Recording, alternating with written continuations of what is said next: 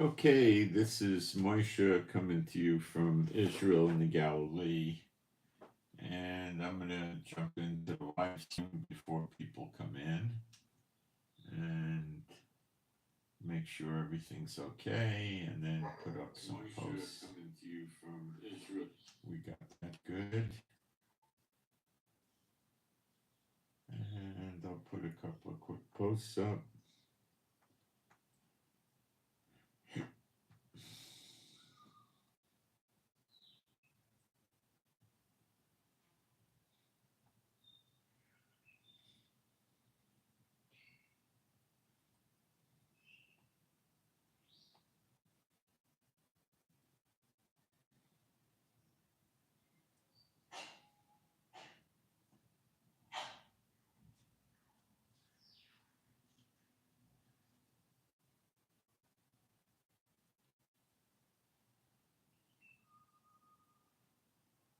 Almost done, guys.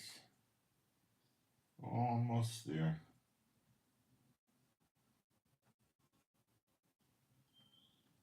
And people are coming in. That's good. Good sign. There's nothing wrong.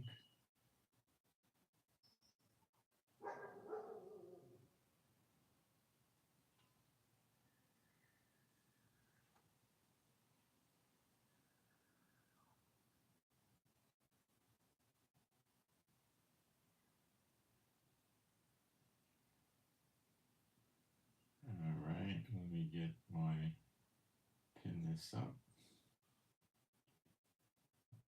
Okay. So today is the 21st of December. It's 9:30 in the morning. And I think we might have had a touch of rain last night, but just a touch. I think it's going to be warmer than what they say. They're saying the high will be 66, but it's sunny all day. Oh no, it gets cloudy in the afternoon, but I think it'll get, well, if it gets cloudy, probably not. And they're thinking Monday we might have some rain. They're giving it about a half chance. And then they're saying maybe next Saturday and Sunday rain again and Monday. So we might be headed for a rain. We have had very little rain, very unusual. Usually the rain would start around mid-November or by Thanksgiving anyway, and it's quite a bit late right now. So I don't really know what the Lord's doing with this. He hasn't told me anything. I don't quite understand. I don't know. Maybe it has something to do with the wars because the rain makes conditions worse, but I really don't know. Okay, I'm going to do some praise. There is no God like Jehovah. There is no God like Jehovah. There is no God like Jehovah. There is no God like Jehovah. There is no God like Jehovah. There is no God like Jehovah. There is no God like Jehovah. There is no Messiah like Yeshua. There is no Messiah like Yeshua. There is no Messiah like Yeshua. There is no Messiah like Yeshua. There is no Messiah like Yeshua. There is no Messiah like Yeshua. There is no Messiah like Yeshua. All right, before I get into the Great Reset, and I use that for lack of better words and something people can relate to, the term Great Reset or Reset does not appear in the Bible, but I will get into that. But first, I'll cover a little war intel news and things like this. The Americans withdrew the $10 million reward on the head of the guy that's now running Syria. Um, so America's coddling him. So he's obviously dancing to the music America is playing. America upped the number of troops on their 12 bases in Syria from 900 to 2,000, which is interesting, but it's certainly not anything seriously of interest right now. America has been apparently shuffling troops into Europe, not Ukraine, but Europe near Ukraine. And that is likely a sign of war with Russia. But it doesn't have to be. It could be preventive or deterrent, but it could also be the real thing. All right, let's keep going. Ukraine hit a 21-story apartment building in Russia with a missile, which I'm sure the Russian people are not enjoying. Russia hit Ukraine with a short-range missile attack. I think it was last night or something like that. It was probably within the last 16 hours or so. Let's guess. They caused damage to 6 embassies inside Ukraine. They did not hurt anybody. They just caused light property damage. One of the embassies that was hit was the Palestinian embassy. They got Argentina and a few other countries. They did not get America or Great Britain, or I don't believe they got any NATO countries. Now, the reaction to this is going to be next to nothing. You have to understand. And Putin knows that. It gives him great propaganda value. Oh, I showed them how tough I am. But they're not going to go to war over light damaged embassies in Ukraine at all, okay?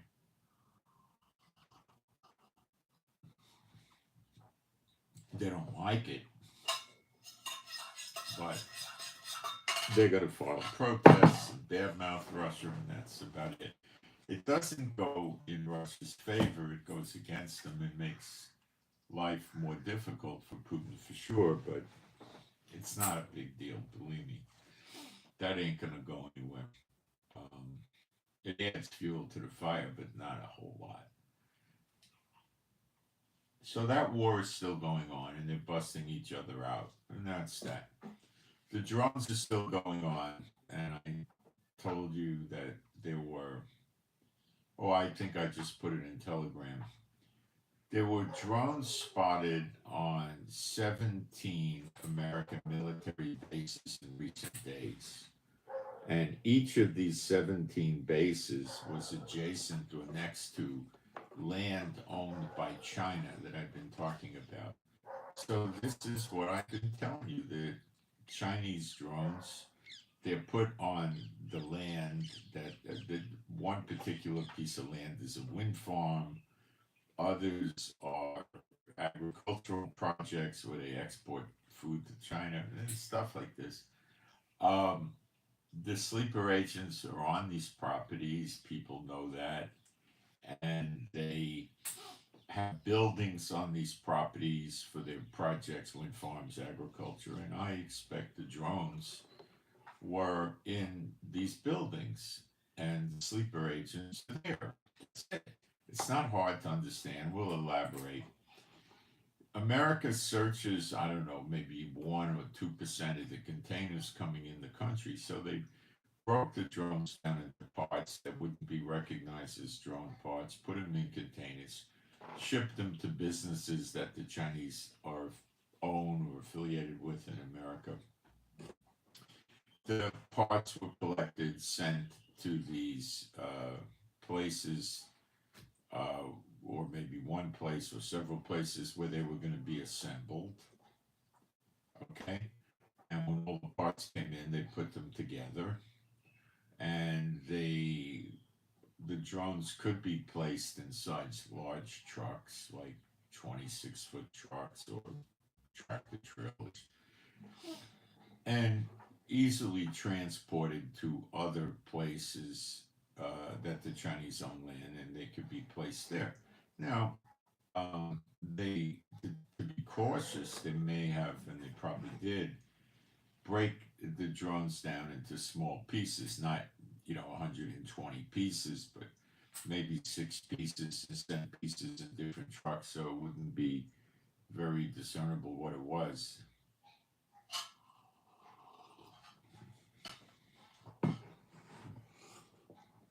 So they could move it if they even bothered, but they may very likely just have assembled the drones in one location, put them on trucks, and shipped them to the others. Who stops trucks? legally registered trucks with licensed drivers with log books, and you know, I don't know how precautious they were, what cautions they took. Maybe they did break it into 3 or 6 different loads so it wouldn't be detectable as a drum to an average state trooper. Okay. Then the drones are in the buildings. They get them up and running. They got the computers. They got the radio to control it. They're a short distance from the base. They bring the drones out at the appropriate hour, which tends to be about 5:30 to midnight in the evening and night. And the drone goes up, probably with the lights off. They're right near the base next to it. So the drone might be, a quarter mile, a mile inside their property, or maybe less or something. Who knows? They could even have underground facilities there, like Hamas and Hezbollah. So they could have done it underground. So if somebody came in, they would just see a regular building. They conceal the entrance to go down below very easily. They could have a concealed elevator. I don't know how they did it. But there's a million ways they could do it. And they probably assembled the drones in small parts and then brought them up to the, out from underground and put them together because they're rather large. They probably wouldn't go up a staircase, or maybe not go in a small elevator. So they launch the drones without the lights, and they go over the military bases, and they're collecting intel, okay? And they're spooking the people around America, which is what they do to Taiwan. And the drones, when they get potentially seen or almost intercepted, seen's not the right word, by a helicopter or something that could present a threat to it, they shut the lights off, and these drones can go rather fast. They could outrun a helicopter.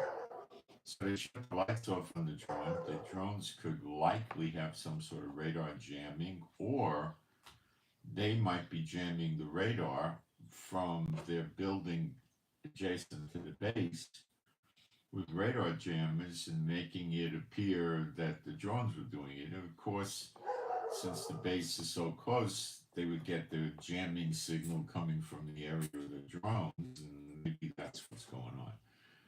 Or maybe the drones have some radar jamming capability, or maybe they're built of a material that is very stealthy and hard to detect, and they might be able to mitigate the heat signature. But then they just, the drones fly over the base, which probably takes 1 to 3 minutes to get there, and they circle around, and they get what they want, and they come back. And the drone leaves the base. It's hard to detect. It doesn't have the lights on. They fly it over the property, which would sound normal, and then it just comes down and it goes in the building, and that's the end of it. Does the FBI and them know about it? I don't know. I don't know. Biden left the doors open with the border, and that will ruin America. And it did ruin America. And even Trump admitted there could be 30 million illegals in the country. And there's many in sanctuary cities and all over the United States. And America is still flying people in from other countries and bringing them into a central location and then redistributing them in different locations in the United States. So Biden hasn't stopped. His plan could be to change the face of America. He was probably trying to get them to vote, but I don't think very many at all have voted. They probably don't want to reveal their identity and get on a voter list. And um, they're definitely going to hit the military bases. And now, just because the drones are from China has very good drones, it doesn't mean that there's only illegals from China. They've got them from many Muslim Muslim countries, Hezbollah, Hamas, Houthis, Al Qaeda, ISIS, all these people, I'm sure they are. They've interviewed them right after they cross the border, and they're telling the people, well, you got to worry, and they're definitely there. Okay. And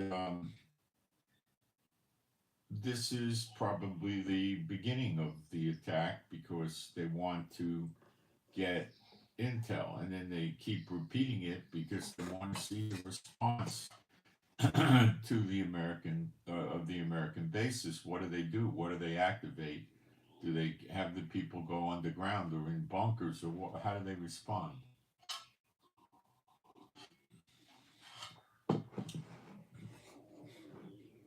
The other thing they're most likely interested in is troop and equipment movements.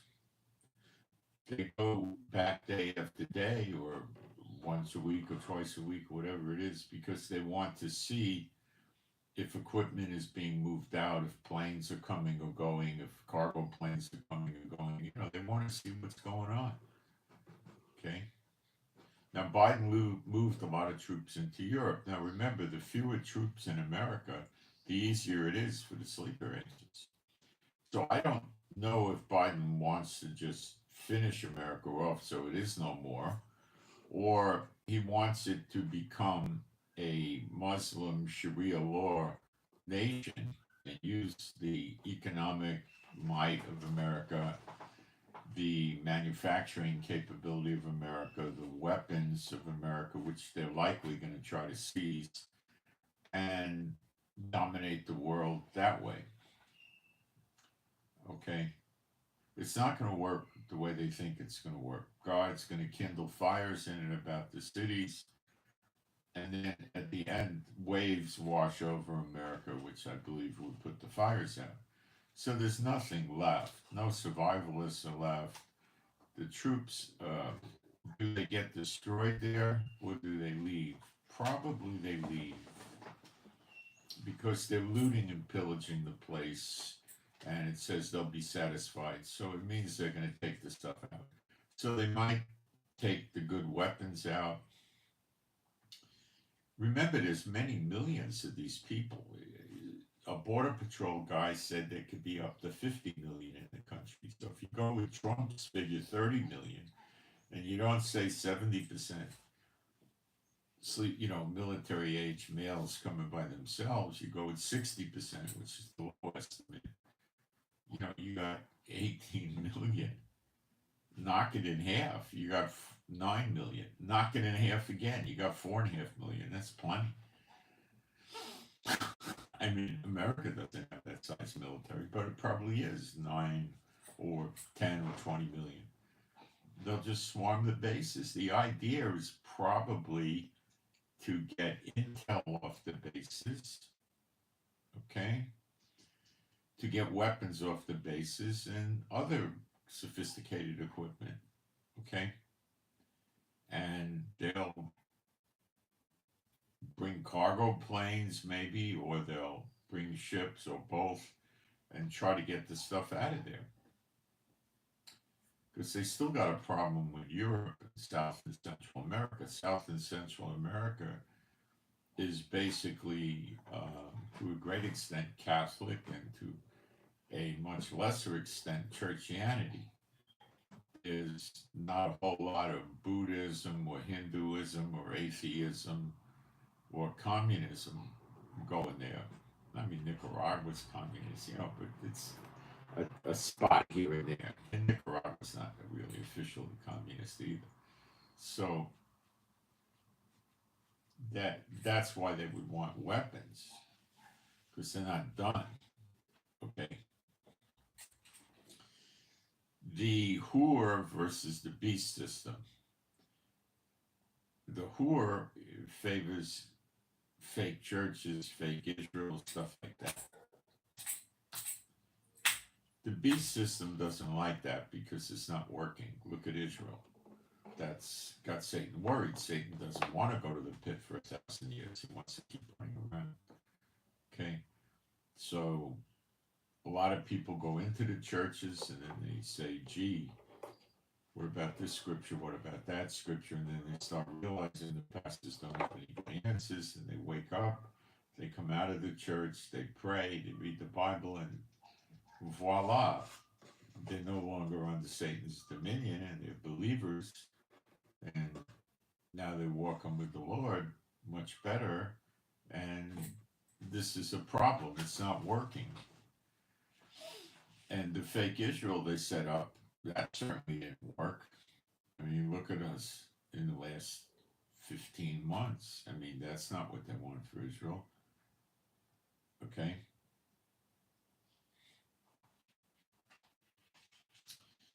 Look at Russia. Russia's falling apart. Russia's not winning. What makes you think Russia's going to win? Let me ask you a question. What makes you think Russia will win or could win? I think Russia just got a big mouth, like Iran and Hezbollah and the Houthis and the Hamas. It's just a big mouth. There's no delivery.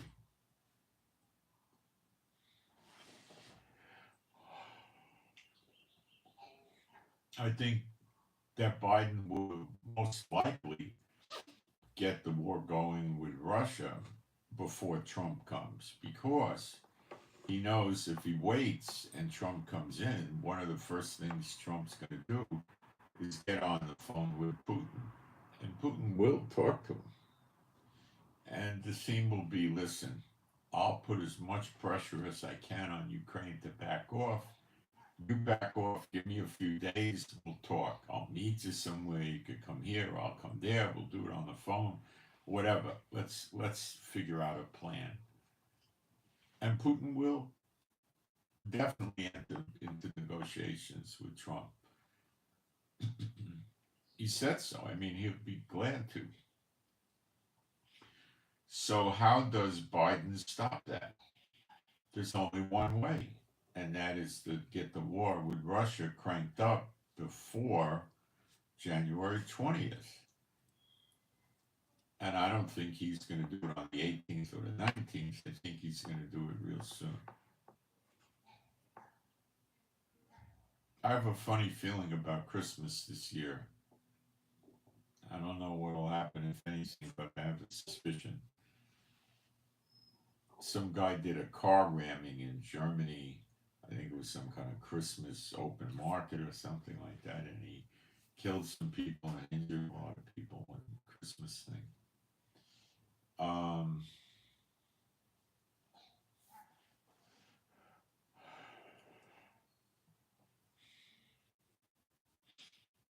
There's not, the FBI said the drones are not American drones, so they're getting closer and closer to the truth. But are we to believe that the United States military, with their budget, cannot detect these drones and stop them? It's like the border with the military and the federal agents. They can't close the border. Of course they can. They don't want to. It's the same with the drones.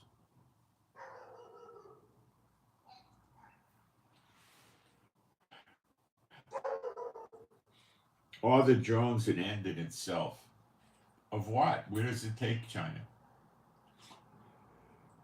So when the smoke clears, okay, China flew drones over our country and we got rid of them and now they don't. So that just puts Trump more likely to lay more sanctions and problems on China. It doesn't get him anywhere. China doesn't have to get rid of America. If China, North Korea, Iran, and Russia are going to attack America, they could perceive it as being more favorable to do it before January 20th. The weakest, most critical time in America would be around Christmas. The military takes leave, the government's gone. I would say from, well, you know, the 24th is usually a holiday or a half day for most people in America.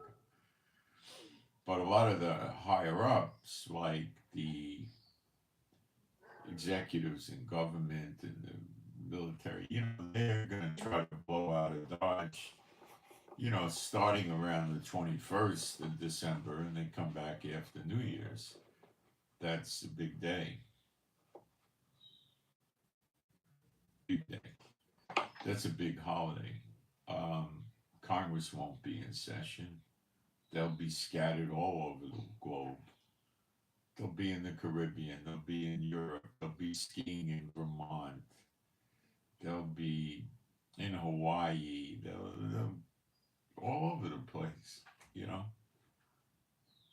they go all over the place. Some with their families, and the military too. They get leave for Christmas, so it's a very vulnerable period of time for America. Maybe the most vulnerable in the world in the whole year is the Christmas, and it doesn't. You know, I mean, as you get closer to December 25th, things become more vulnerable in America. Like, you know, but we're verging right in. So I'd say we're in critical mass. Maybe by the 23rd or the 24th, they do it. I don't know. The 25th would be the most vulnerable time, or the night of the 24th would be vulnerable too, because they're all doing the Christmas Eve dance. Um, Christmas is a big deal with America. Even people that are basically heathen observe Christmas. People that are atheists will observe Christmas. People that have all sorts of behavior against the Bible will observe Christmas. So it might happen. I don't know. They called Biden and Kamala back to the White House for some unknown reason, canceling vacations the other day. And I don't know what's up with that. They're not talking. It could have been calling Biden back to the White House. It could have been a health emergency, but it doesn't sound like it. I don't know why. The guys that are selling, survival equipment to you all the time, building up your fear and all that, they talk about all these nuclear planes. Yeah, sure. Command center planes. For many months, we've been hearing a high number of these planes moving around. And, you know, nothing's happened. Sub hunters moving around. So Putin could go off the deep end. How does that work? What is off the deep end? Well, Putin is a lunatic. Don't think he's not, just like the rest of them.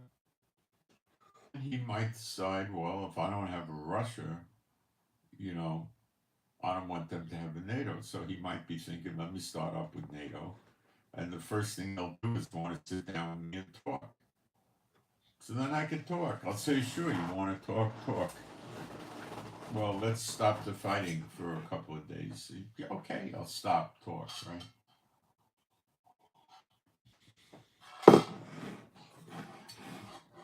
Then he makes his demands, which is basically going to be, I want to keep what I took in Ukraine. And I don't want you giving any more weapons to Ukraine of a long-range nature, blah, blah, blah, blah, blah. And Putin might get it that way. He may not think that NATO's going to just unload on him. Okay.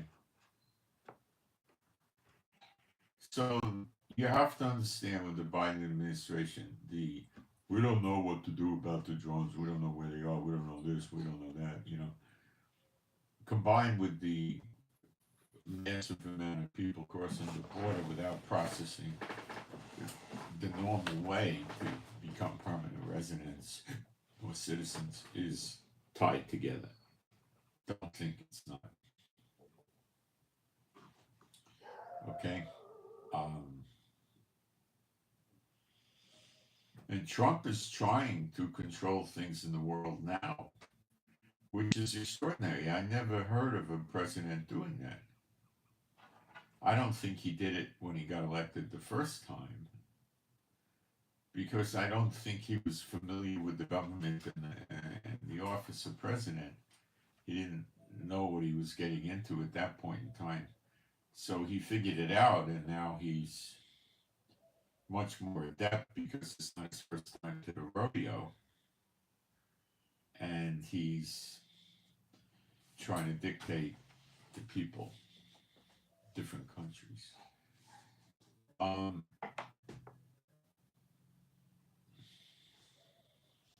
Now, maybe nothing will happen on Christmas. I don't know, but it's a vulnerability for America. The New Year's vulnerability is not that high, but it's high. People have office parties for Christmas. When did the party start? Today's the 21st, right? Saturday, 22nd, 23rd.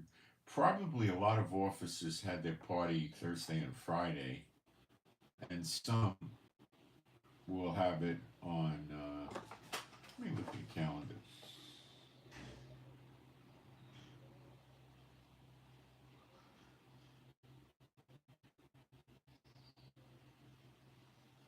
Some will have the party Monday. They're not going to have it on Tuesday because that's a short day. If the people even go to, that's the 24th. If they even go to work on Tuesday, they'll go out at noon. Um, the stores are usually open till what, 5, 6 o'clock or something like that, and they can do some last minute shopping. Then the Christmas is on the 25th, and people are going to be out to lunch. Now, there's companies and things like the government workers, the regular workers, will have to come to work on the 26th, I believe. And there's going to be a lot of people that, this is a hard one on the 25th. They're going to try to take 26th, 27th off so they could get out of work on the 24th. They got 1, 2, 3, 4. They got a 5-day weekend, or if they take the 24th off, which a lot will do, they get a 6-day run, and they could, you know, you could do a lot. If you're in the north, you could fly to Florida and get warm weather, or you could fly to the Caribbean and get warm weather. You could fly and go skiing in Wyoming or Vermont or wherever you want to go. You could go to Hawaii. It's worthwhile for 6 days. You could go to Europe, which probably not a lot of people are going to do from America because it's cold still in Europe. Um, you know, you could fly around. I used to take, when I was in the world, I used to take a lot of cruises on these holidays. Christmas, I used to like that because you escaped Christmas. Some of the cruise boats, what they would do, if you're interested, is they would have a Christmas tree. It would usually be about 20 feet, 25 feet high, with the tinsel decorated, and they'd have it in a out of the way place, like on one of the decks, eh, stuck in between the staircases, out of the way. You know, it would be there. Um, and then when you went into the dining room, they would, if it was a cruise originating from America, Canada, probably South and Central America, Europe, they would have a Christmas menu, which meant they would offer you turkey. I think they have ham too, but turkey was the big one with stuffing, sweet potato or baked potato, salad, dessert, you know, Christmassy dessert, cookies, and, you know, um, they didn't have other than that. So it was very easy to escape Christmas. You didn't have to put up with it. And you went to port stops, and the Caribbean and you were not really exposed to much of it at all. Um, so it was a nice way to get away from Christmas. But the fares were usually high because the kids are out of school. But it was, I didn't like living in America when I understood what Mass for Christ means, which is a Catholic term that they've adopted, and it means every time a person takes Mass with the wafer and the grape juice, whatever they use, that the Messiah is drawn down from heaven and re-crucified again for the sins of the person that took Mass. That's what it means. And the word Christmas is really Christ, the Messiah. It means Mashiach, the anointed Messiah. Mass doesn't mean Messiah. Messiah is based on Mashiach, which means anointed, but it means Mass for Christ, and the churches celebrate that, and it's disgusting. Okay. So I would get away from it. I had at times gone to uh, Disney World and Universal Studio on holidays like Thanksgiving and Christmas. I had plenty of money when I was in the world. I would go there, and it was not much of an escape at these parks. Thanksgiving was rather pleasant, I think, but the Christmas, they had people dressed up like, elves, and they had Santas, and Santa has a parade. And once I was eating in a restaurant, and the Grinch comes in, which was cute. I mean, it was kind of funny. The guy was very good at it. But the cruise ships, you got away from it. I remember once we stopped, I want to say Jamaica. I'm not sure. And we stopped there. I think it was there. It could have been another island in the Caribbean. And some of the stores opened on Christmas Day because, 3,500 people bought a pile off the boat for a few hours, that's all. And they weren't too happy about working. I remember I was walking around, in the town to see what was going on. But so it was like a regular day, and if you get it with the right schedule, many of these cruise lines have their own private island in the Caribbean where they got water slides. I remember once I went to Disney's private island on a cruise, and they had bikes they would give you. You had to pay, I think. No, I don't remember if you paid. You just had to sign for something. You got bicycles and you ride around the island on the bicycle. That was rather pleasant. I hadn't been on a bicycle for probably 20 years, but it came right back to me in 2 seconds.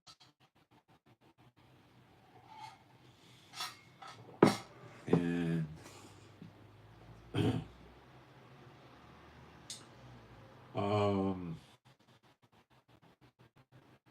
that was so. If you go to the private island, it's a lot nicer. They have a beach, usually an ocean beach. They have music, and then they do a barbecue. Typically, I don't know what they do for Christmas. Maybe they don't do the private islands on Christmas because they give the people that work for them their break. I don't know. But anyway, that was what I did. And in America, what you experience, you all know that, on Christmas is starting around Thanksgiving. They start putting sleds with Santa on the roof in the yard with Rudolph the Red-Nosed Reindeer, plastic prop things, and graven images, you might say, because they're making an image to something that doesn't exist. Santa doesn't exist. Rudolph with a red nose glowing doesn't exist. Reindeers exist, but flying reindeers don't. Pulling a sled in the air with some fictitious creature called Santa, Satan, whatever the heck it is, I don't know. So, I didn't like that. And then on the radio, if you're in the car, all you hear, we wish you a Merry Christmas, all thing, I mean, just nonsense. And then when Christmas is over, Christmas Day is, to me, it was rather boring in America because everything was closed. So all you could really do is sit home, and we weren't doing Christmas celebrations. And you just hung out, you know. And then the next day, they have a name for that, the 26th, don't they? What the heck is it? I don't know. That's when everybody goes to return and exchange their gifts, right? So the stores get swamped. And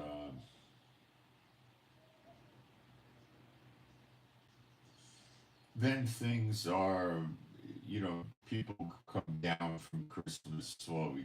The 26th, there's still Christmas. The 27th, they're F back to reality. The 28th, you know, well, the 27th, the 28th, they're in the real world again, you know. And then New Year's is not much. New Year's to me was a day to stay off the streets because it's, you know, everything's closed. I mean, drunks are out, druggies, and stay and avoid it. You know, I don't want to bother with it. So I'd avoid that. And then it's over. It's like a relief, you know. I went to the amusement parks a few times. I would fly in on January 1st or drive in, uh, and I'd be getting there, and the people would be checking out. They were there for New Year's. And I found that's a day where the parks, for about 3, 4, 5 days, the parks are very empty, even a week. The Universal Studios and the Disney parks were very. I wouldn't go back to those places anymore. They're all demonic, but I used to back then. This is going back quite a few years, 20 years ish or so. And I would go there, and they would be rather empty because people are finished with their vacations over Christmas. They go back home. They spend their money shopping. They're worn out, and they don't go to the parks. So the parks are full of a lot of people that um, know the park will be empty because the problem with these amusement parks is they're not a restful vacation, and more people are aware of that, but more people like to go there with their kids. And I understand the prices for these places now are sheer insanity.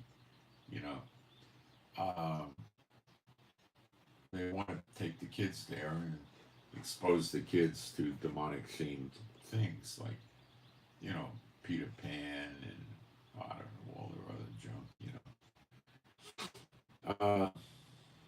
The Hulk. I can't remember everything, but it's basically demonically themed park. Um, and they think they owe it to their kids to throw thousands of dollars away to go there for 4 or 5 days.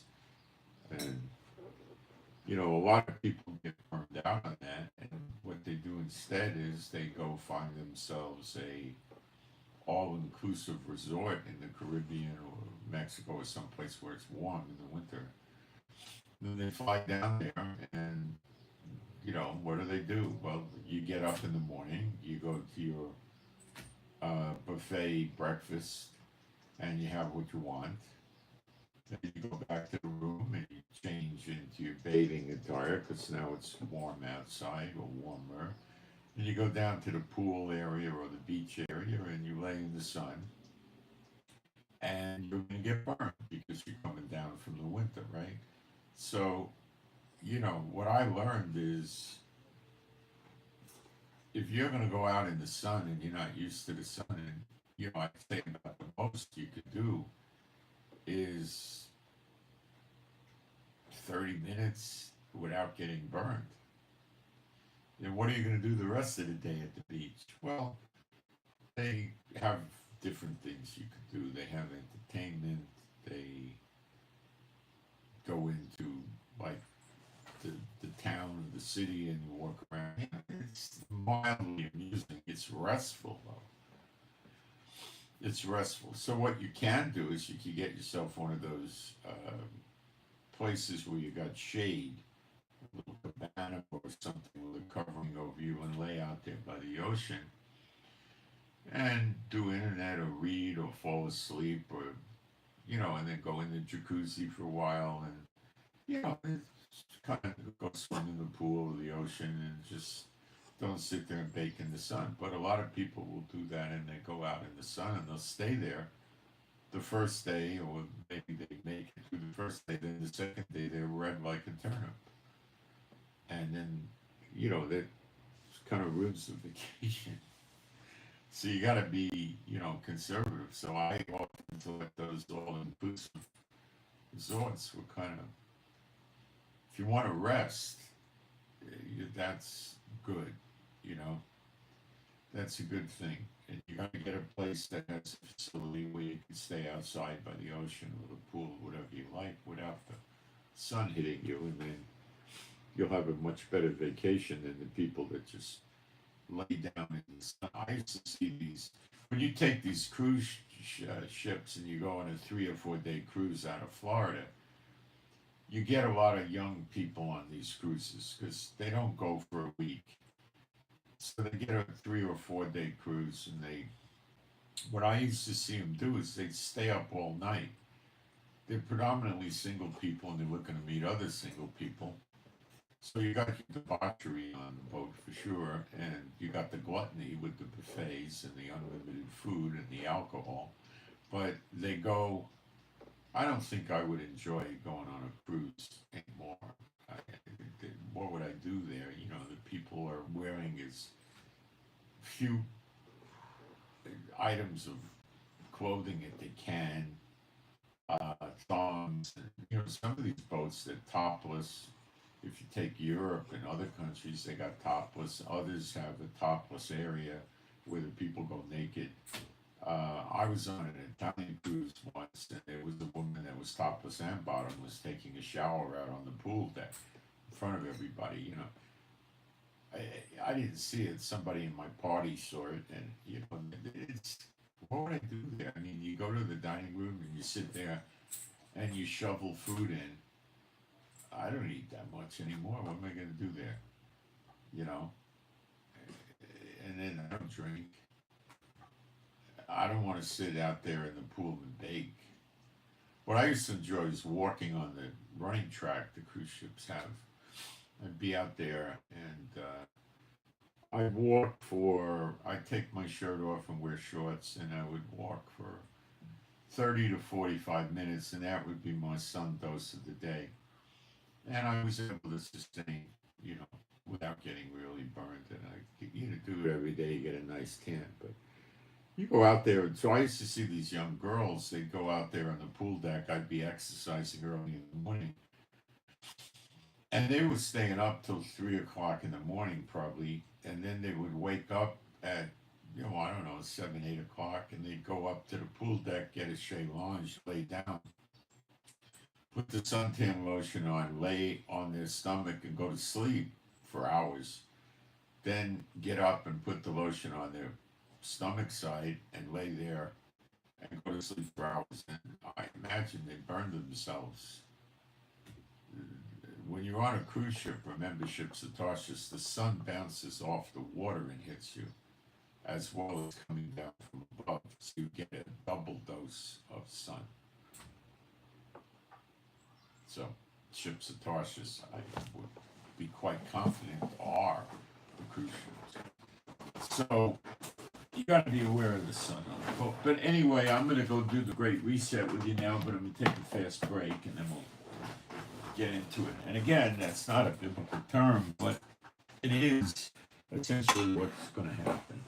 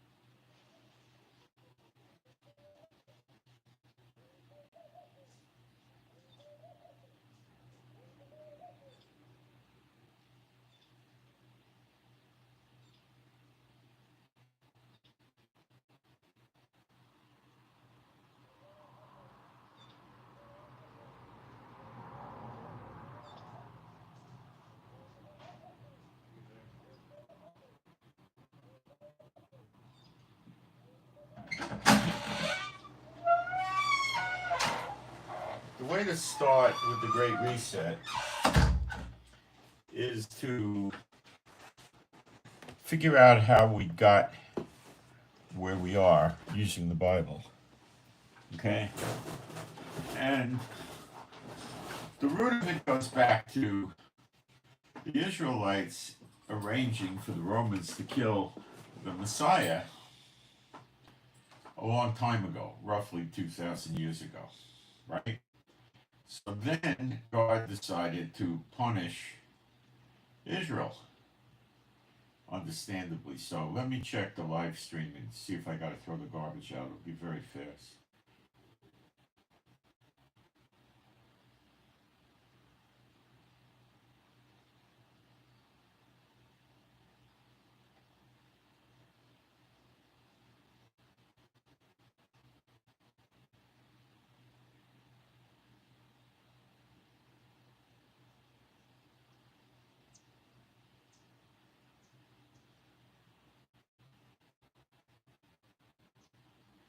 I'll just be another few seconds. Some of these people put really nasty things up.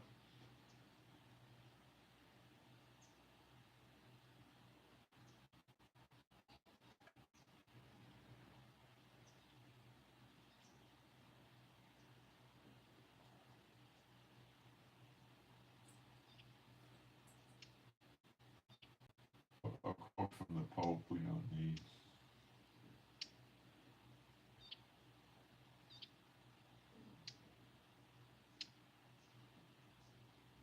He was preaching the Pope.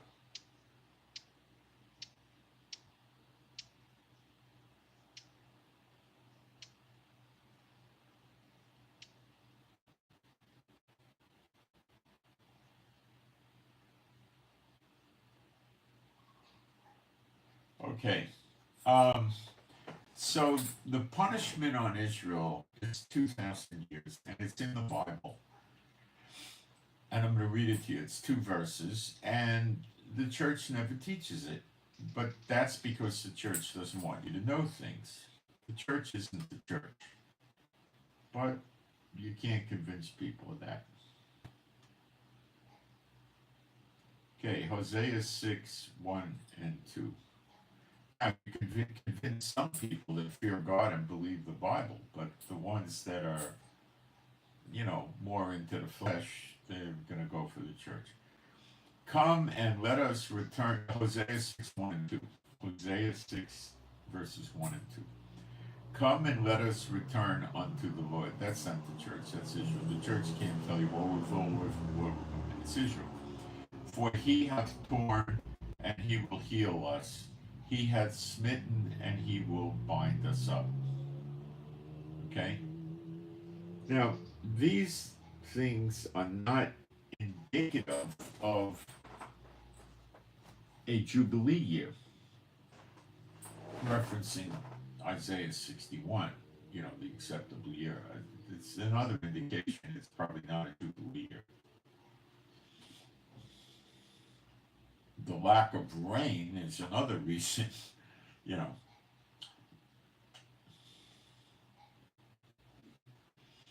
After 2 days, well, the punishment on Israel was obviously not for 48 hours.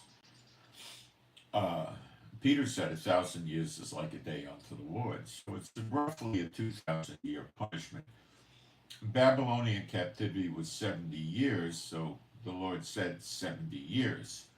This is roughly, I would interpret it as roughly 2,000 years. Will he revive us? Now, the word for revive is kaya, which means to bring to life, to live. This is the everlasting life, which is not immortality, but your days will be like they were before the flood, where they would live 900-something years, but you live more than that because you get a double portion. But you just have to make it into New Jerusalem, and in New Jerusalem it says there is no death. That doesn't mean you don't have a spiritual body. It means you're not going to die. But you got to get into New Jerusalem. In the 3rd day, He will raise us up. Now, that translation is designed to mess with you. The word is kum, and they try to make you think it's a rapture. Oh, gosh, I lost it. Okay. Um, no, not revive. Raise. The word is Strong's number 6965 in the Hebrew. Again, I keep. Gosh, this is so annoying.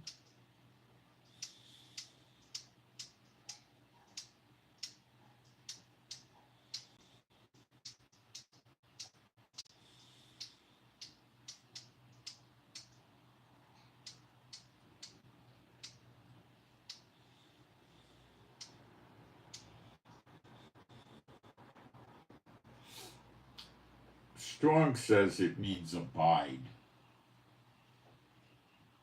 Abide is to live or stand. And we shall, so it says, raise us up. And then it says, we shall live in his sight. And this is referencing living in New Jerusalem. That's the third day. So the third day is telling us, we know the millennium's 1,000 years, right? Right. So the first 2 days are 2,000 years. That reinforces it.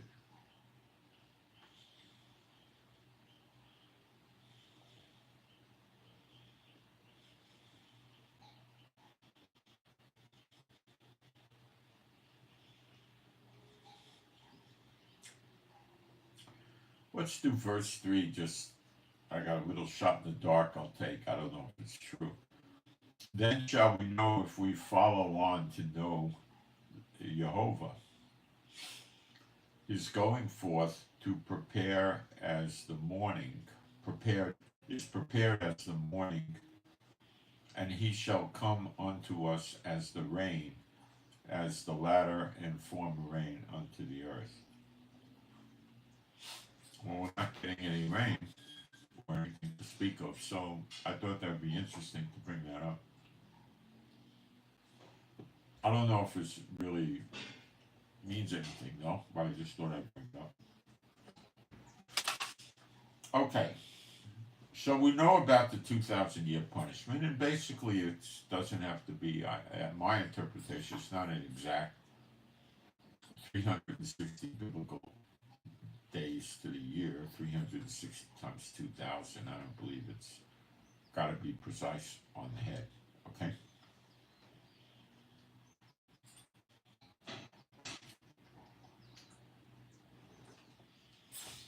So now things are reverting back,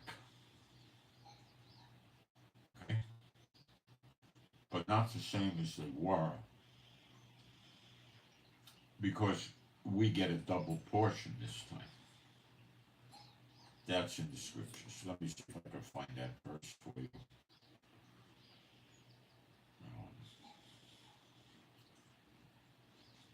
Well, where does it come from? Yeshua is the firstborn of God's sons, so he gets a double portion, and you're in Yeshua as a believer. So there you go. You can kind of see it right there. All right. Now, where do we go next? God is going to deal out punishment to his enemies because he turned Israel over to their enemies for this 2,000 years for the punishment. But in Zechariah, I think it's 1 or 2, it says that the nations furthered the punishment against Israel beyond what the Lord wanted it to be.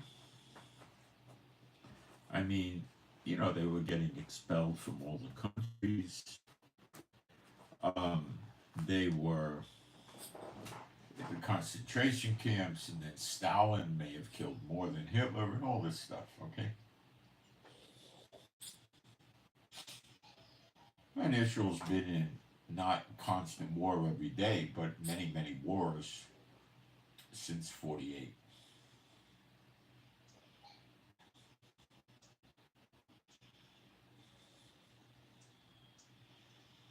Maybe that's when the birth pangs started. I don't know.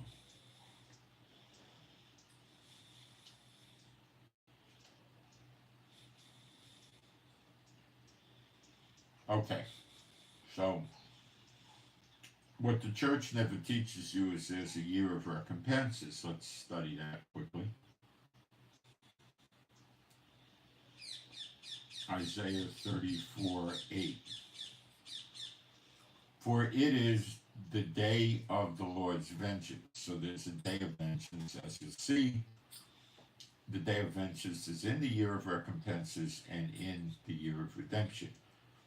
And the word for year is not Shana, the normal year word is Shanat, which the rabbis cover up and the seminaries don't deal with it, but it's there. And that would mean it's not a precise 360-day year, but it's not 2 years either. And it's not 9 months either. Okay?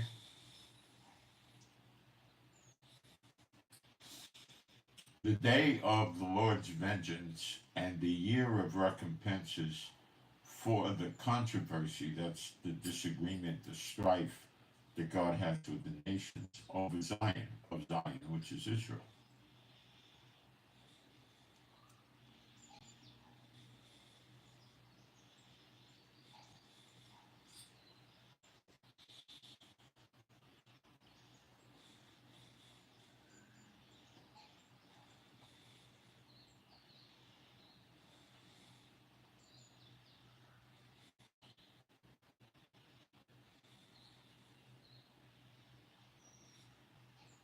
Now,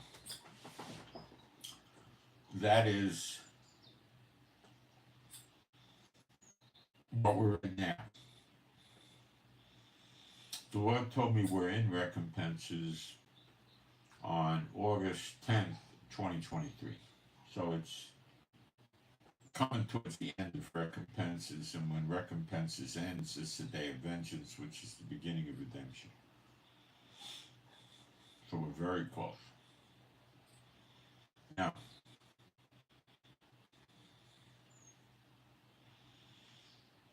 if we go to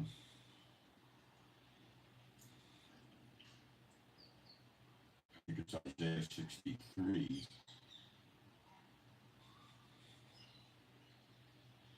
we get into this as well. Hang on a second, I just need to.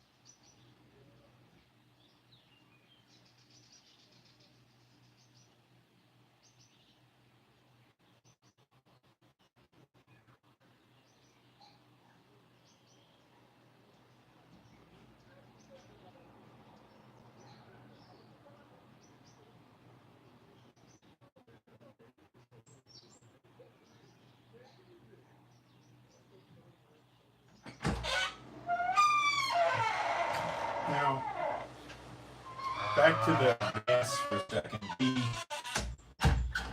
Some of the churches that call themselves, well, of course, the Catholic churches are doing mass all the time, but Others do also, like the Presbyterians, Episcopalians, I think, and others. And the reason Satan chooses that approach is because the scriptures say if you partake in communion unworthily, bad things happen to you, sickness and worse. So that's why he prefers that. Um, Isaiah 63:4. For the day of vengeance is in my heart, and the year of my redemption is come. So the day of vengeance is obviously bringing on the year of redemption, and it's obviously in the year of recompenses. Okay? And we're getting close to the redemption, and I'll develop this for you. So Isaiah 66 is worth reading today. Thus saith Jehovah, the heaven is my throne, and the earth is my footstool. Remember, faith cometh by hearing, and hearing the word of God. That's what we're doing, right? And teaching. Is my footstool. Where is the house that you built unto me? And where is the place of my rest? For, and this has a lot of relevance to Israel, because it's a false Israel. They never built the temple. Anything resembling real Israel would have built the temple, although the next temple is not built by man. I'm pretty sure they would have done something, an altar at least.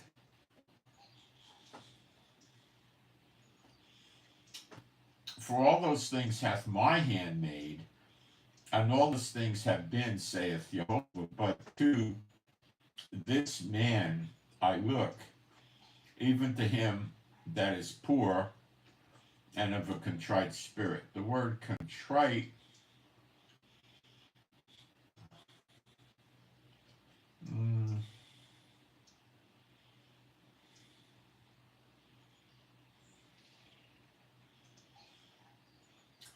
beaten up type of thing, oppressed, maybe something like that. And trembleth at my word.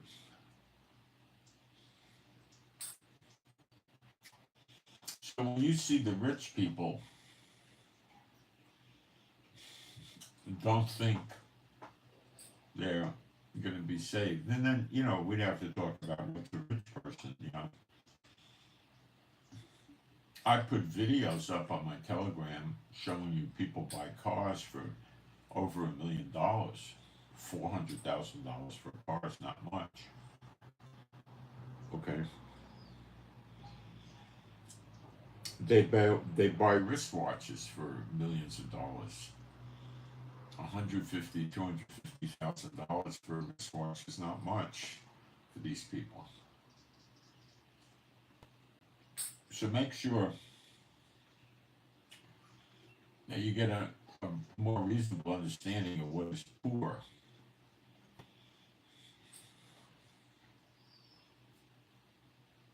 Let's get the meaning of poor.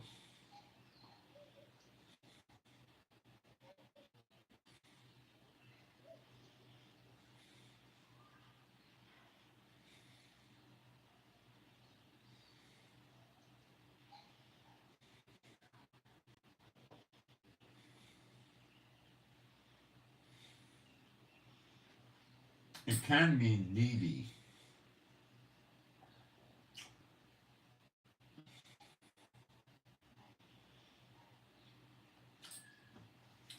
It also could mean of an afflicted spirit, but the next phrase says basically an afflicted spirit, so I would say it's economically poor. Needy. You need stuff that you don't have. Okay. Do you own your house free and clear? Do you have 3 cars free and clear? Do you have enough money to live for years? Not you guys don't. You're poor.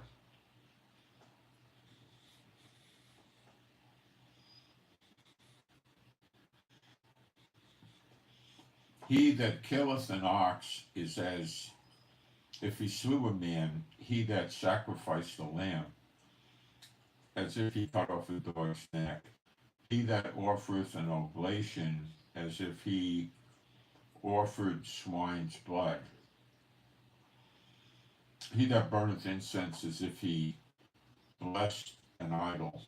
Yea, they have chosen their own ways, and their soul delighteth in their abominations. So we'll keep going to explain this. Scripture explains it. I also will choose their delusions. So yes, the churchianity people, like the wicked, are in delusions, and will bring their fears upon them, because when I called, none did answer. Speaking of Israel, when I spake, they did not hear, but they did evil before mine eyes, and chose that in which I delighted not. Hear the word of the Lord, you that tremble at his word. Your brethren that hated you, that cast you out for my name's sake,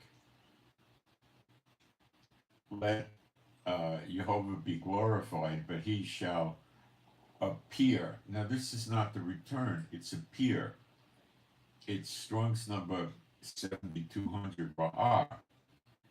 It has the connotation of perceive, see, look at. That's Zechariah 12:10.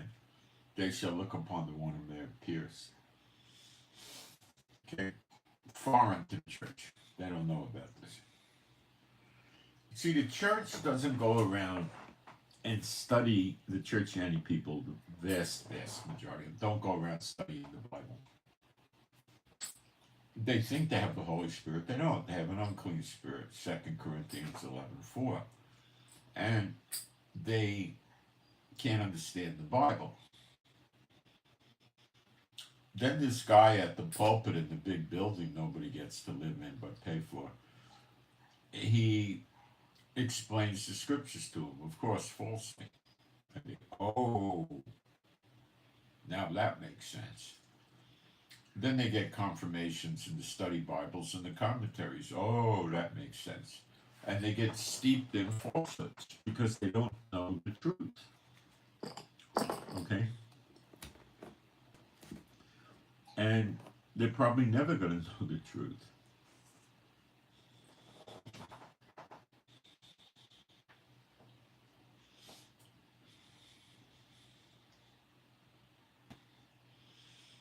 Hear the word of Jehovah, you that tremble at his word.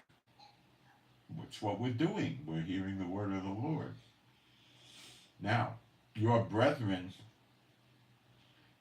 that hated you,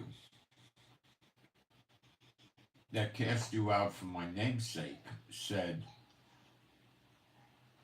let Jehovah be glorified, but he shall appear to your joy, and they shall be ashamed. Including the church.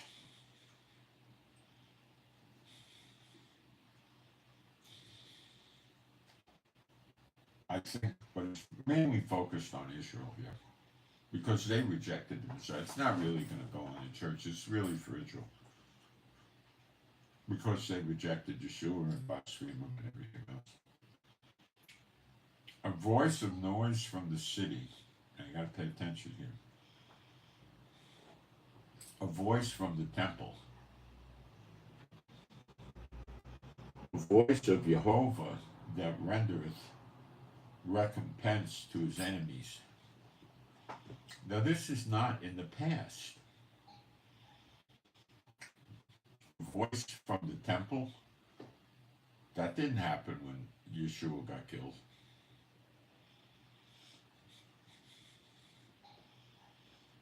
A voice of Jehovah that rendereth recompense to his enemies. This is the year of recompenses. His enemies did not get recompensed in 70 AD, not then.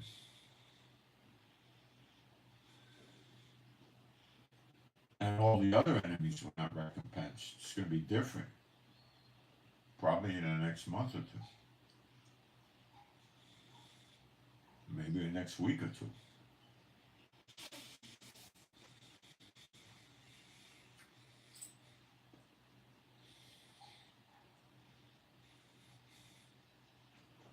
So we're seeing the appearing of the sign of the Son of Man in the cloud, seated at the right hand of power, which is Father God Jehovah. And we're seeing recompenses. You're getting the picture. But now we're also seeing there's a temple there. 4480 is the word.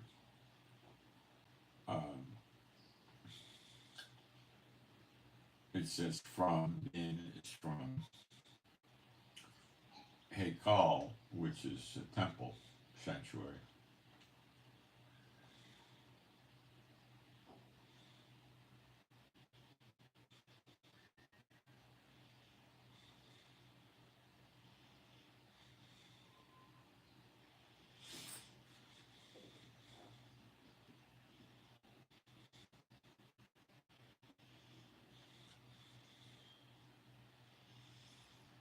If it's a voice of Jehovah,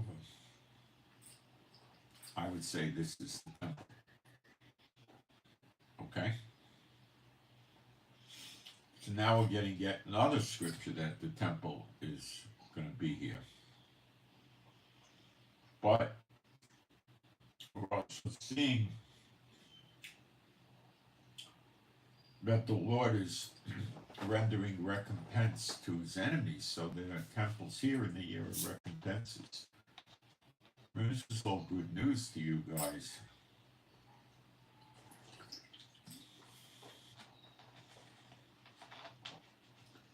Shows you how close we are.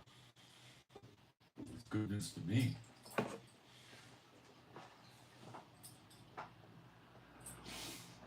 We're all busted up now. All of us. Oppressed, beaten down, weary. All of us are. All of us. The Satan bots are running around. Oh, they got the scriptures, they speak the truth, so what? All our people serving the devil or running all the countries of the world, all the businesses of the world, all this, all that. See, they don't understand what's going to happen. They don't think things out themselves. They don't study the scriptures and try to figure things out. They can't. They don't know the scriptures. Satan teaches them. And then the teachers teach other people, and it spreads the garbage.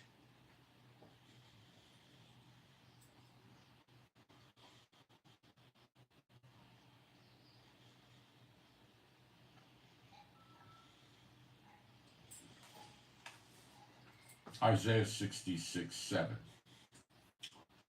Before she travailed, that's the act of giving birth. She brought forth, before she brought forth, that means she delivered the child.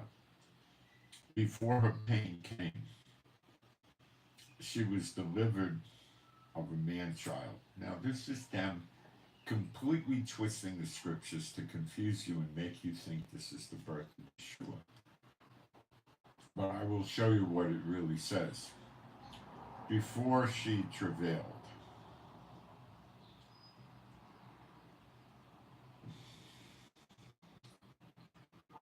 Yeah, that would be the actual birthing process. She brought forth the painful writhing around in pain. You know, push. Okay. So Israel's not going to be writhing around in pain. Before her pain, she was delivered of a man-child. Now, what does the word delivered mean?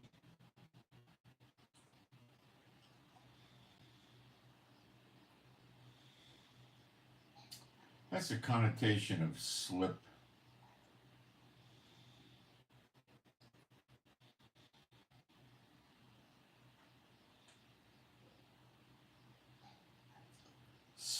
food, slip, escape.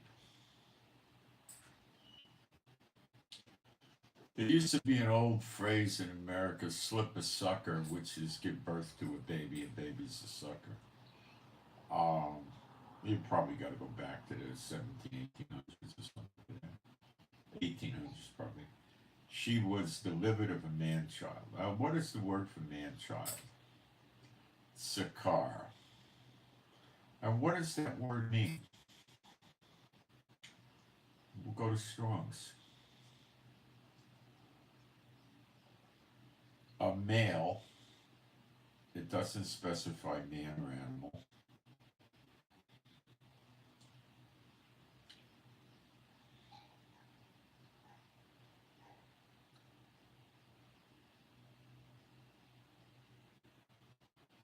They kind of made it up to say man-child. It's not. It doesn't say child, which is Yelid or Yelidim Muslim for children. It doesn't say that. I think we call a baby a booba. It doesn't say that.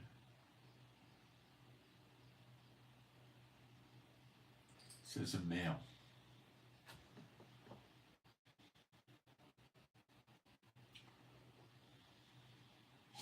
Let's read the next verse. So this is telling us that she's not going to go into these incredible delivery pains. It's just going to kind of slip out. It's the birth of the nation in a day. Now, when I read this stuff, I start to think, and I could be wrong, that when we get to the everlasting life, that the women are going to be delivering babies like this. It's not going to be that painful. The birth pains are going to be going on and so forth. Maybe I'm wrong. And I think it could be the case, but it doesn't specifically say it clearly and directly in Scripture. We read verses like this. So, who has heard such a thing? Who had seen such things? Shall the earth, well, it could mean earth, it's Eretz, Ha'eretz. Eretz, it could mean the land of Israel, it could mean the earth. Be made to bring forth in one day. Now, the word shall the earth is missing. It says earth. Be made to bring forth. Okay, that's a lot of words for one Hebrew word, which is hul, which is to deliver. So it's saying the land, deliver, and then it says achad, which means one, and then it says day, which is yom, so it says one day. Or shall a nation be born at once? For as soon as Zion travailed, she brought forth her children.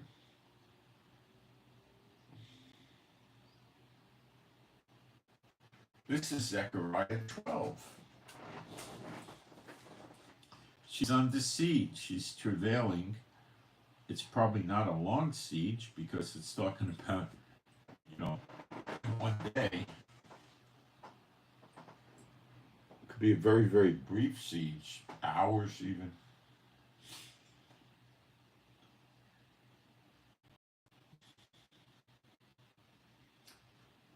The two witnesses burn their enemies up, laying the siege to Israel, and then Yeshua appears in the clouds. And before that, in Zechariah 12:10, he pours his Spirit out on them in Jerusalem and the house of David.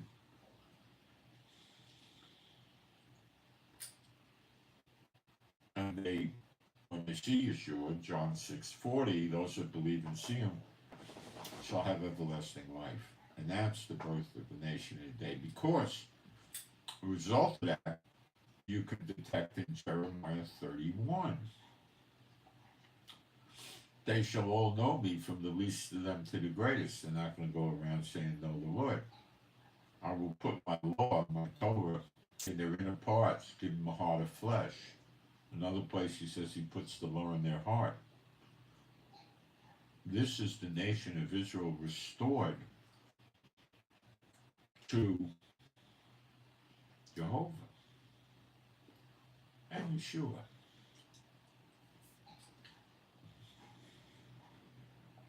That's the nation of the day because that is Israel. The UN and this government calls this place Israel, but God refers to it as Judah and Jerusalem. After this happens and the tribes come and so forth, then we're Israel.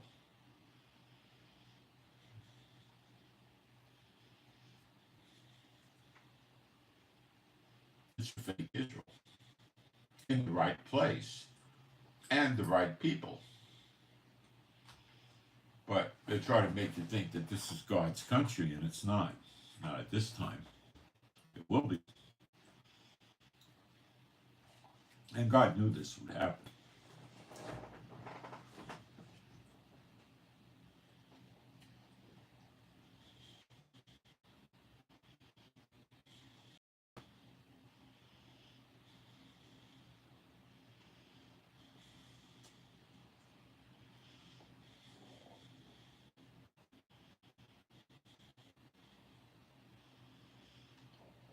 Now we're in verse 9.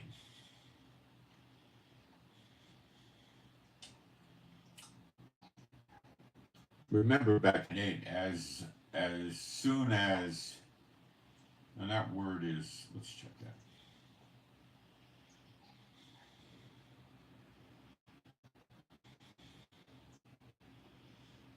It's mistranslated.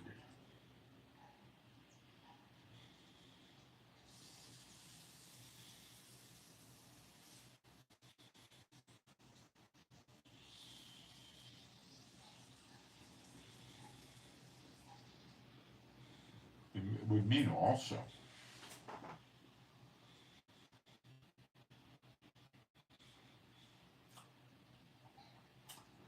Shall the earth be made to bring forth in one day? Shall a nation be born at once? For also as Zion travailed, she brought forth her children.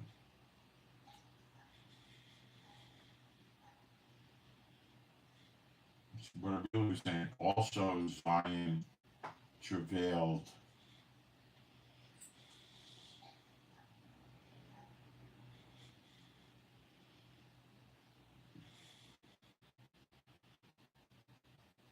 God brought forth sons. It doesn't say children, it says sons.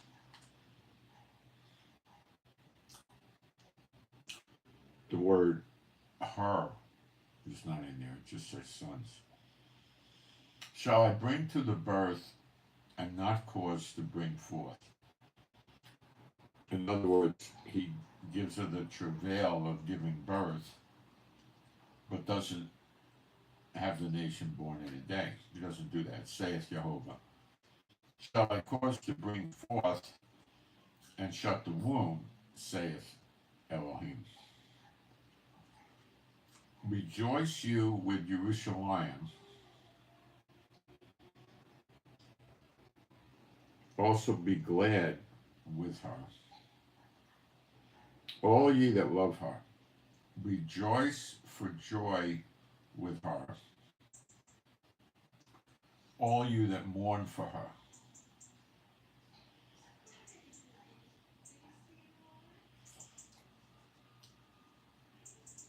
That you may suck and be satisfied with the breasts of her consolations.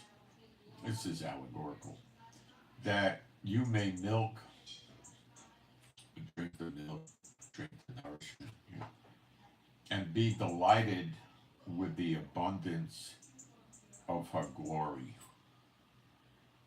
That word is kabod, glory. For thus saith Jehovah, behold, I will extend peace to her like a river. See, we're getting peace now, but it's not going to be lasting. and the glory of the heathen like a flowing stream. Then shall you suck, you shall be borne upon her sides, and be dandled upon her knee. So it'll be like Jerusalem is bouncing a little child on its knee, or holding it on the side, taking care of you like a mother. As one whom his mother comforteth, so will I.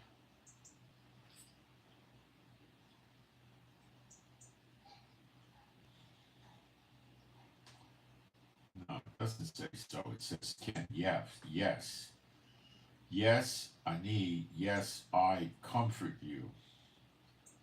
Why didn't it say so? And you shall be comforted in Jerusalem. Jehovah's going to comfort us. And if he's going to comfort us, you're going to be comforted. Big time. And we all need that, self included. And when you see this, your heart shall rejoice, and your bones shall flourish like an herb. Yeah, everlasting life. Your heart rejoice. Yeah, you got the Lord in your heart.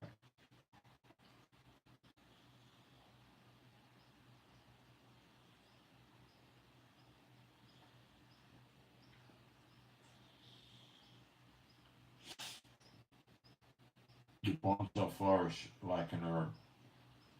And the hand of Jehovah shall be known towards his servant, and his indignation, his anger towards his enemies.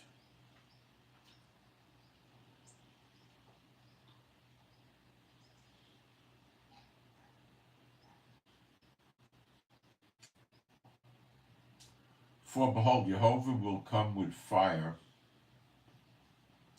So the nations, Jeremiah 30:11 and Jeremiah 46:28. The nations being destroyed is probably going to include fire.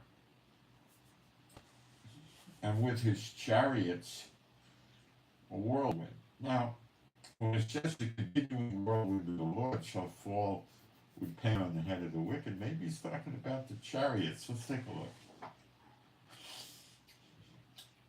His chariots.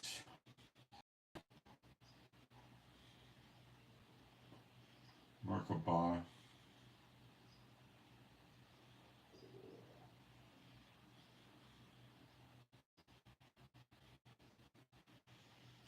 It's cut dry, it's a chariot. Like a whirlwind. Well, Subah,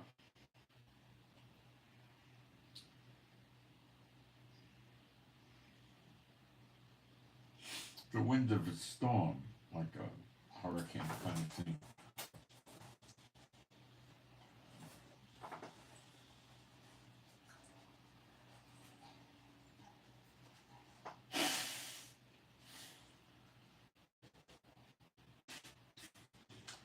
So maybe then when we read about the whirlwind, it's created by his chariots coming, which would be angels on the chariots, to render his anger and fury and his rebuke with flames of fire. So the fire is going to get the daughter of Babylon. I will kindle fires in the cities, and it's probably going to get the nations too in Jeremiah 30:11. For by fire and by his sword, but then again we read the sword, so also by the sword, war. For by fire and by his sword will the Lord plead. See, they keep translating this plead erroneously. It means to judge. They want to portray Jehovah, oh, please, please, please. It's judge. Will Jehovah judge with all flesh? And the slain of Jehovah shall be many.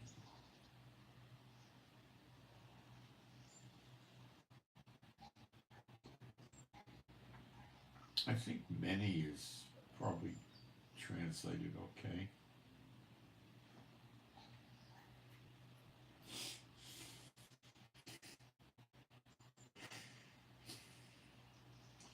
Could be multiplied. Many seems to work.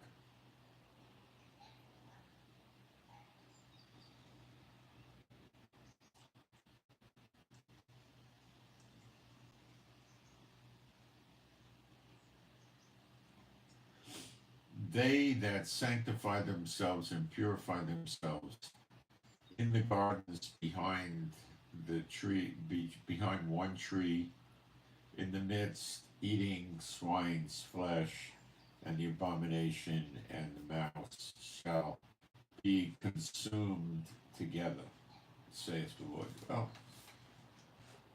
I don't think this is so much a function of the unclean food as it is worshiping unclean spirits and eating the, in those days, unclean food. Acts 10 changed that, but eating the unclean food as a sign of defiance to the Lord. For I know their works and their thoughts. It shall come that I will gather all all heathens and tongues, and they shall come and see my glory. That's the glory of God of Israel. Your eyes shine, your light has come, the glory of the Lord has risen upon thee. They're going to all want to come to Israel.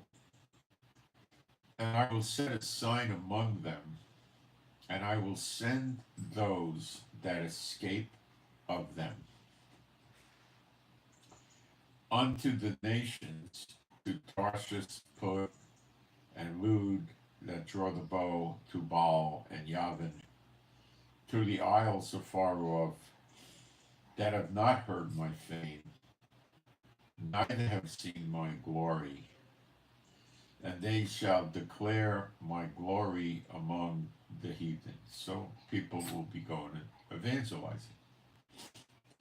And they shall bring all your brothers for an offering unto Jehovah out of all nations, heathen nations, upon horses and in chariots and in litters and upon mules and upon swift beasts, to my holy mountains. And now we see Mount Zion is there, the highest mountain in Jerusalem that the temple goes on. So now we see my holy mountain. And the word for holy is Kadesh, holy. Kadosh, Kadashim, or, holy holies.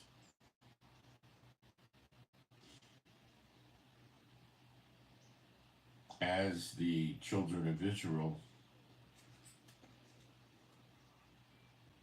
doesn't say children of Israel. See how they screwed up?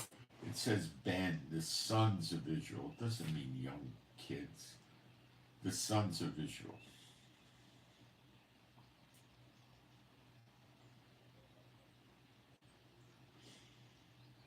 Bring an offering in a clean vessel into the house of the Lord. There's the temple again.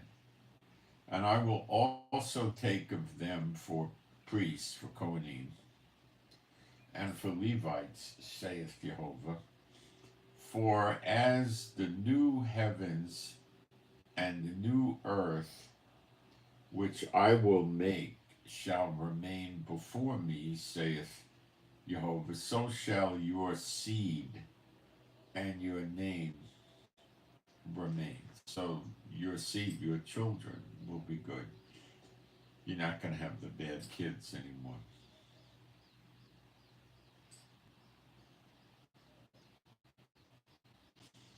And it shall come to pass that from one new moon to another, and from one Sabbath to another, shall all flesh come to worship.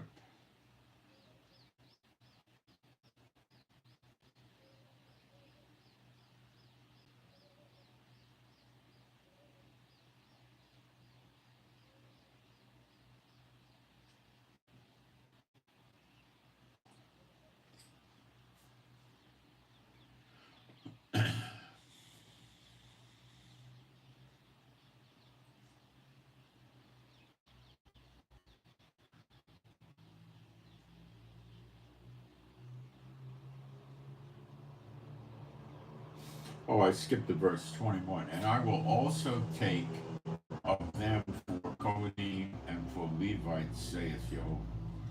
So perhaps if you come over with the tribe of Levi, you get incorporated into that tribe, and then you would be a Levite, and then you would be able to work in the temple. It looks like it's very likely. For as the new heaven and the new earth, which I will make, shall remain before me, saith Jehovah, so shall your seed and your name remain. And it shall come to pass that from one new moon to another, and from one Sabbath to another, all flesh will come to worship before me, saith Jehovah. So many heathen nations will be worshiping the Lord. And they shall go forth and look upon the carcass of the men that have transgressed against me, for their worm shall not die, neither shall their fire be quenched, and they shall be an abhorring unto all flesh.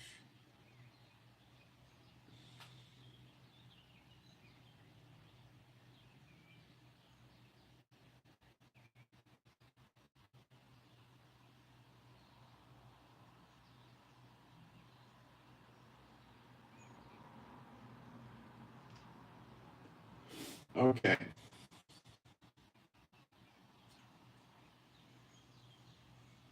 So, some takeaways are yes, there'll be Mount Zion again and the temple. Now, let's try to reestablish, for some of you that don't know this, why this next temple comes down from heaven. And I'll do that with Ezekiel 37, the last 3 verses.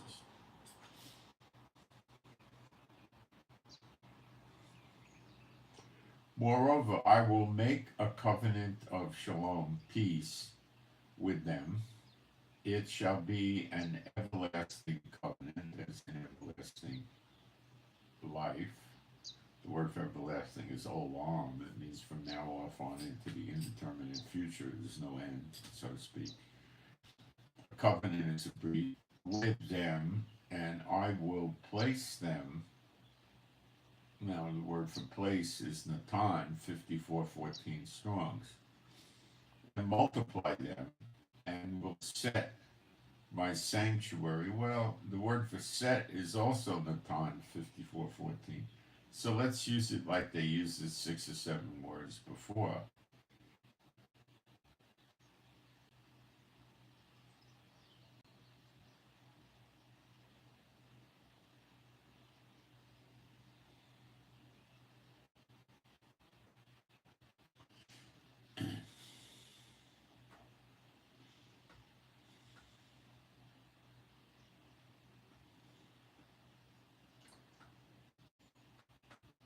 Shall be an everlasting covenant with them, and I will place them, multiply them, and place my sanctuary, which is Mikdash.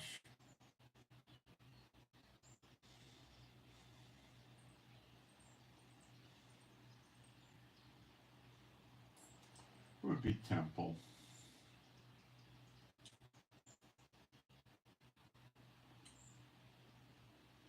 In the midst of them, and the midst could be the middle, and that's what Jerusalem is, the middle of Israel.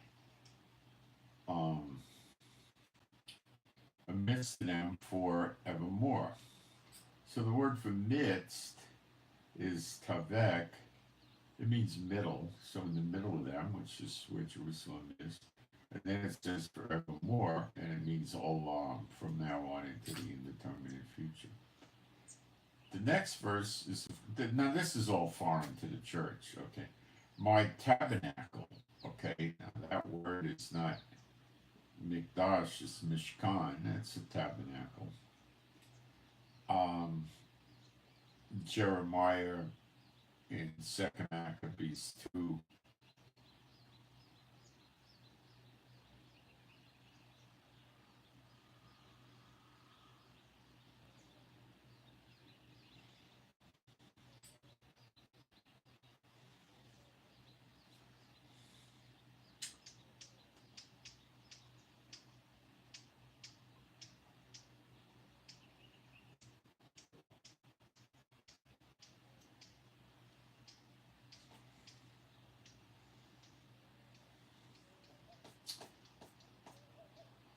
My tabernacle also shall be with them.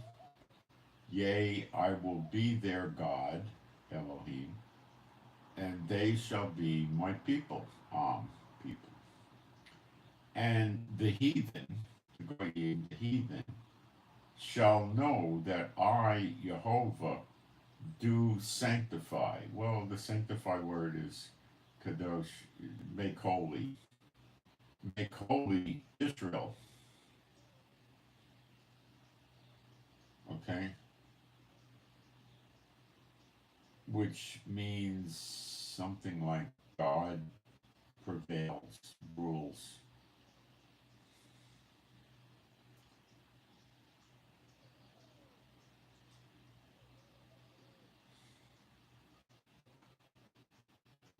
And the Goyim shall know that Ani Jehovah, or me or I Jehovah, do Kadosh, make holy Israel, when my sanctuary shall be in the midst of them forevermore. So, guys,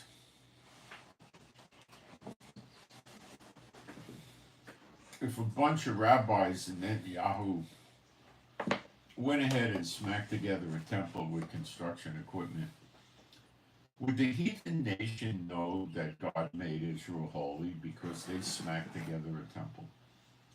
Not a chance.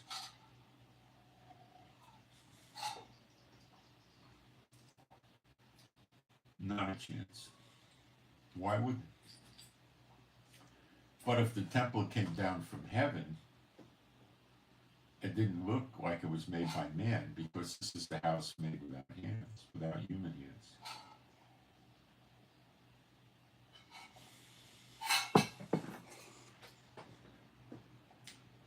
Then the nations would believe it. Now, it's going to appear suddenly, and it's going to be on top of Mount Zion, which isn't there now. My guess was it would be at least 2,500 feet high. It would be probably quite high.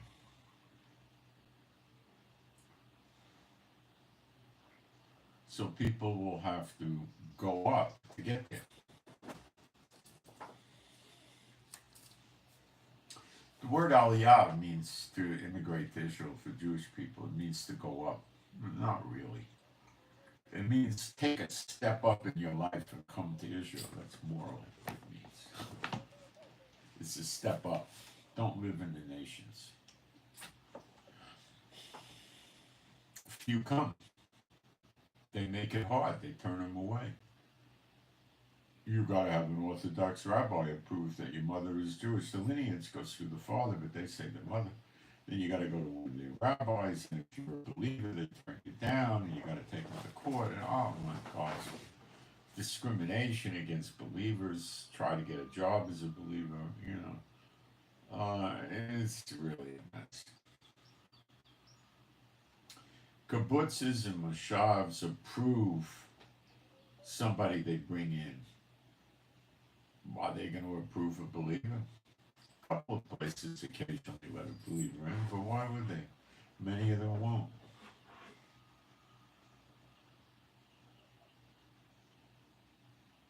Things starting to come together.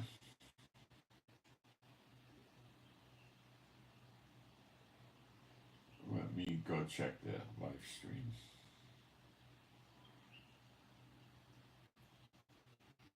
I think we got some garbage in here.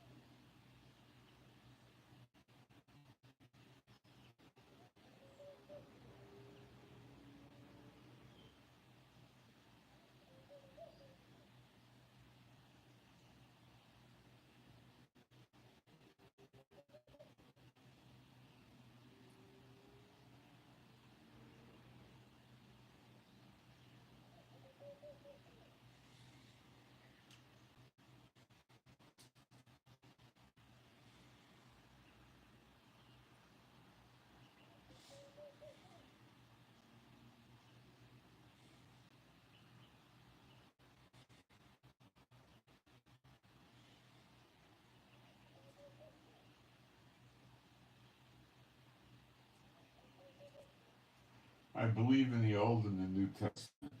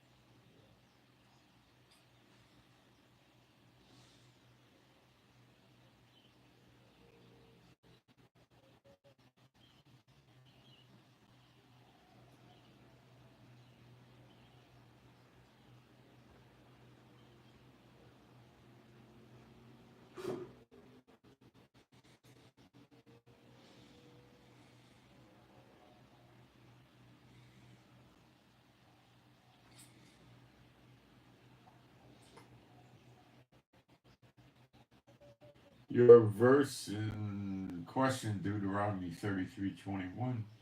Just read verse 20 and you have your answer. All right, let me get my notes here.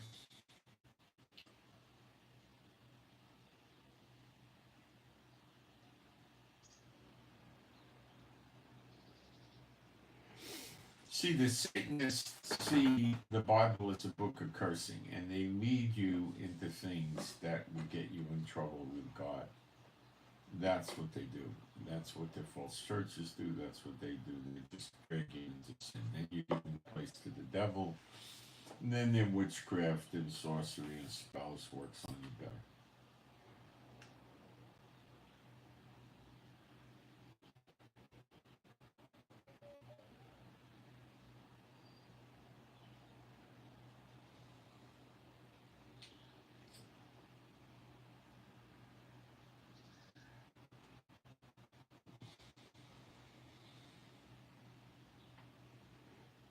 Let's go back to Isaiah 66:18.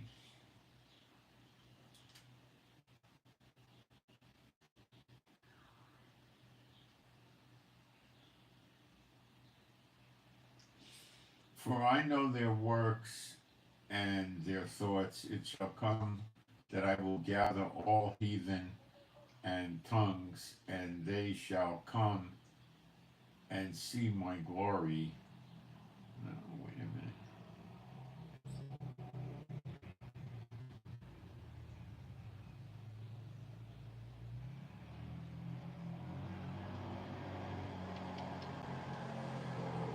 Hang on, I got the wrong verse here.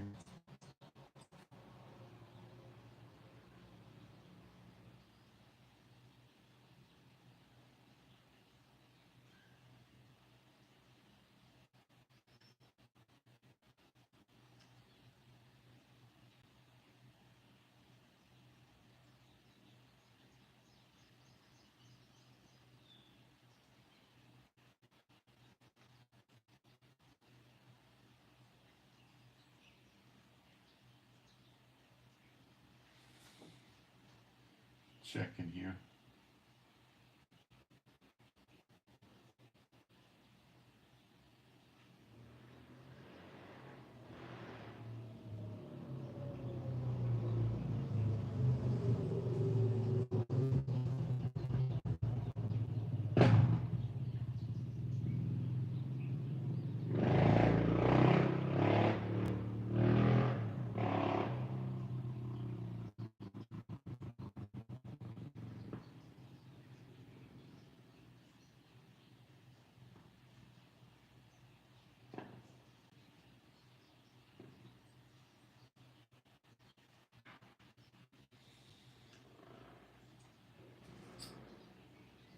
Okay.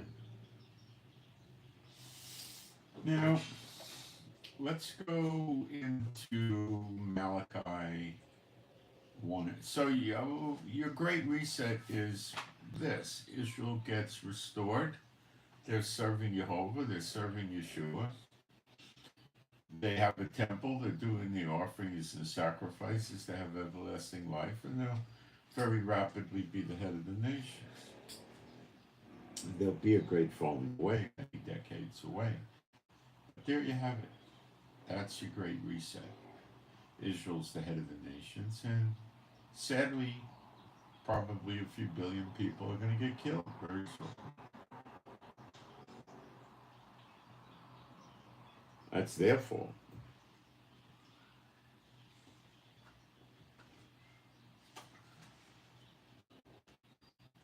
So the final straw is when they go into this next temple. Okay? They go inside and they walk around. So I would anticipate that, the government of Israel is still there, and they let world leaders and other people come in and to Satan to make them think that he beat God by killing Yeshua, which is supposed to be, he represents as God. He's basically saying God's dead. And they go inside the temple, and that is probably the last straw for Jehovah. That's it. He's had it with them. Because they're uncircumcised in heart, they're uncircumcised in spirit, they're serving the unclean spirits. Jehovah knows that. And they go in the temple, and that is probably the culmination of it all. That's what causes it to come down on their heads. Because now they're not just running around thinking, oh, we don't, so Israel's punished of the Lord forever, so we could do what we want to them. Okay? That's one thing.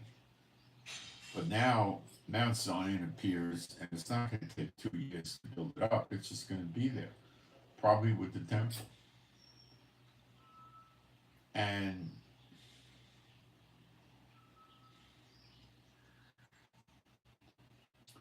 they know it's of God.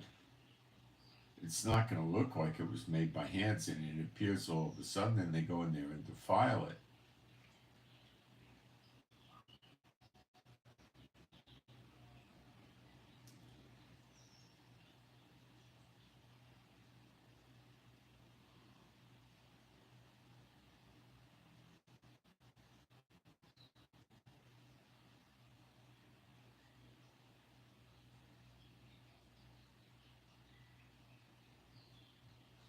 Okay, that's the last straw.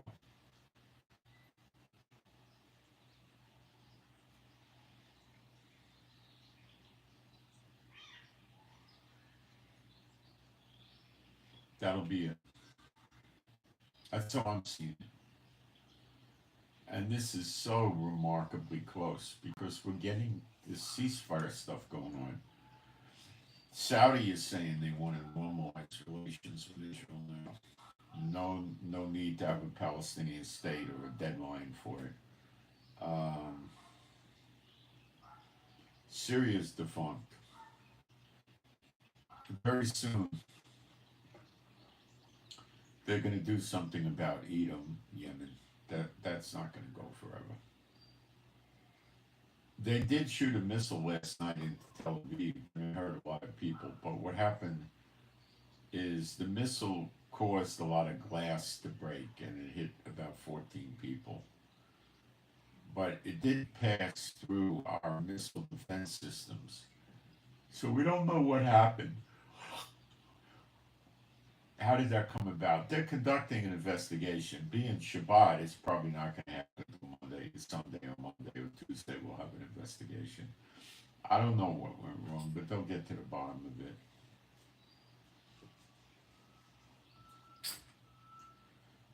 Now the Houthis are glorying in this broken glass thing they did.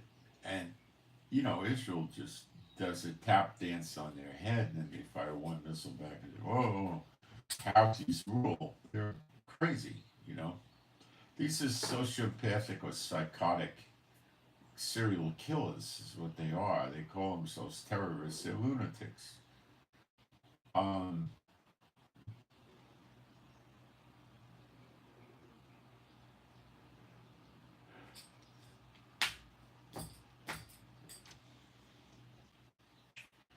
so last week, the UK and America hit them, and Israel hit them, and they're still doing it. So it's going to get worse and worse for them. They don't want to quit.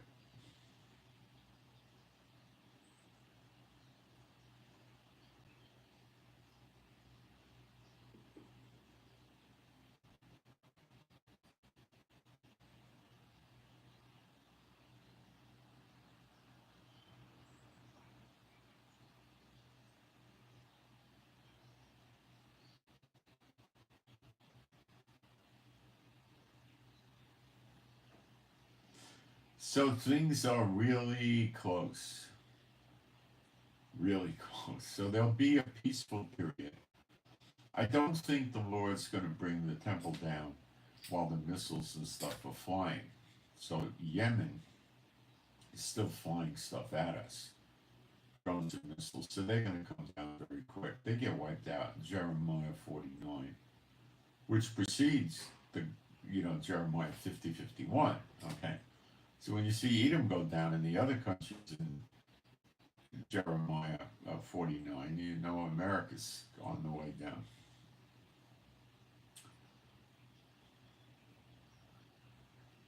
I still think that Biden's going to try to dump a lot of wars on Trump before January 20th, which gives him about a month.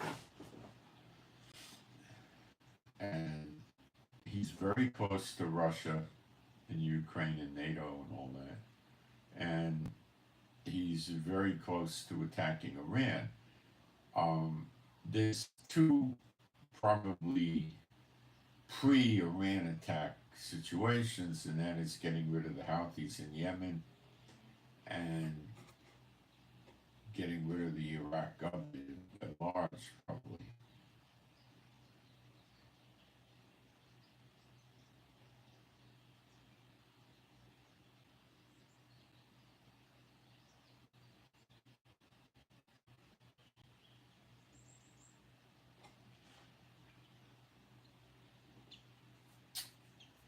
So let's go to Malachi.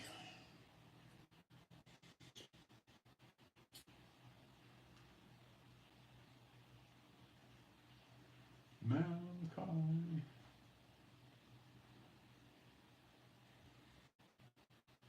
We'll do 1 and 2. The burden of the word of Jehovah to Israel by Malachi. I have loved you, saith Jehovah, yet you say, wherein hast thou loved us? Was not Esau Jacob's brother? Saith Jehovah, yet I loved Jacob and I hated Esau, and because he knows the end from the beginning. I hated Esau and laid his mountains and his heritage waste for the dragons of the wilderness. Whereas Edom saith, we are impoverished, but we will return and build the desolate places. Thus saith Jehovah of hosts, they shall build, but will throw down, I will throw down. And that Edom is Yemen. And they shall call them the border of wickedness. Sounds about right. And the people against whom Jehovah hath indignation forever. Anger is indignation.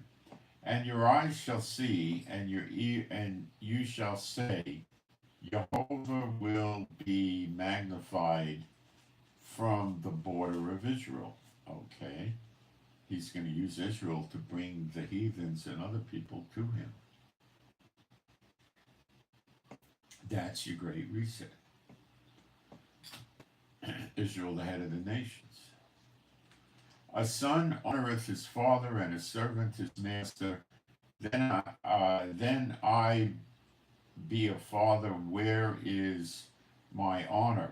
And if I be a master, where is my fear, saith Jehovah of hosts?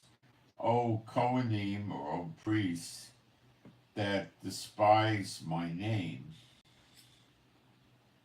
Hang on a minute.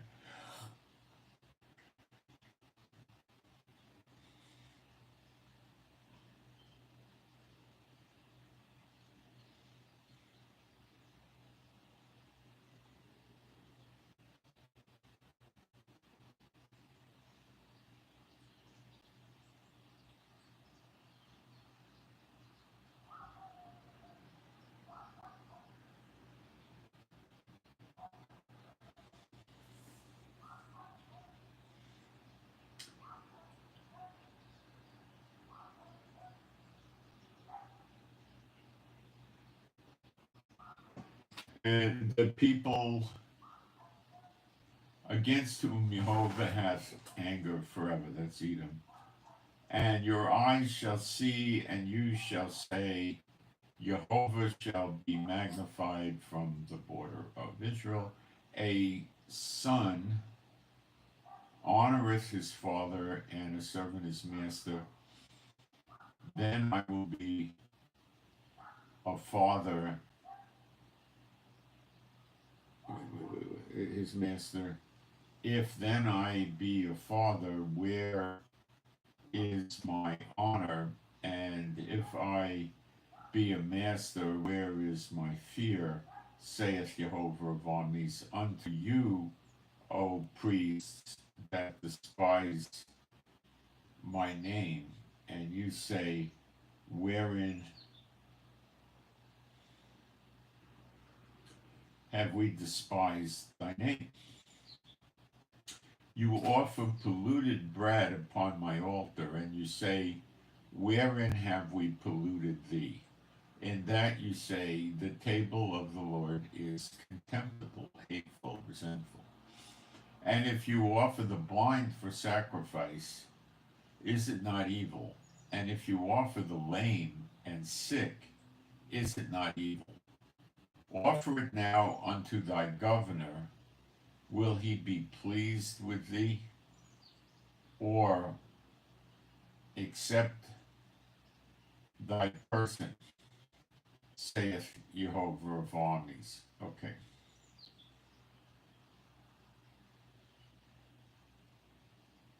See, when they're giving the blind and the lame and the sick and all that to the Lord in offerings, they're being covetous because they want to hide and keep the good stuff. They don't want to give up the good stuff to God. And that's the same as the covetous people today that don't do offerings. They come in and they get fed, and they don't care to give offerings to help this spread around the world, where I could have hired translators and put it out in other languages. They don't care about that. All they care about is their own selves. That's why they don't give offerings. Instead, they attack me. Okay? But if I had gotten sufficient offerings from these people, then I would have been able to get a staff going to translate and put videos up in different languages, which is a massive amount of people. You know, you could get Chinese, Mandarin, Cantonese, Spanish, Russian, Arabic. Okay, so don't just reduce what they are really like inside. They don't care about it spreading to other people because they don't care about other people. They're covetous. That's what these people give the junky animals to the Lord for sacrifice. They don't want to give the good ones like they're supposed to honor the Lord. They don't honor the Lord. These people that are covetous and don't do offerings, they don't honor the Lord. They don't care about go ye forth into all the world and spread the gospel. They don't care about that. And they just worry about what they got. And if you offer the blind for sacrifice, is it not evil? And if you offer the lamb and sick, is it not evil? Offer it now unto thy governor. will he be pleased with thee, or accept thy person, saith Jehovah? And now I pray you, I pray you, beseech God, that he will be gracious unto us. This hath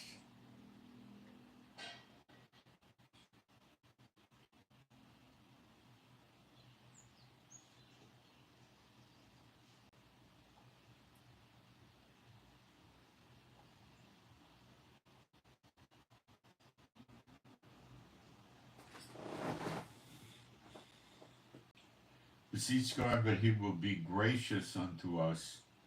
This hath been by your means, will he regard your persons, saith Jehovah of armies. Who is there even among you that would shut the doors for naught?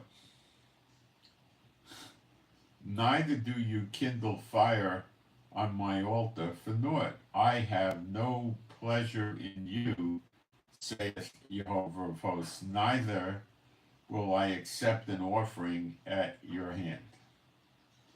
For from the rising of the sun, even unto the going down of the same, my name shall be great among the heathen, and in every place incense shall be offered.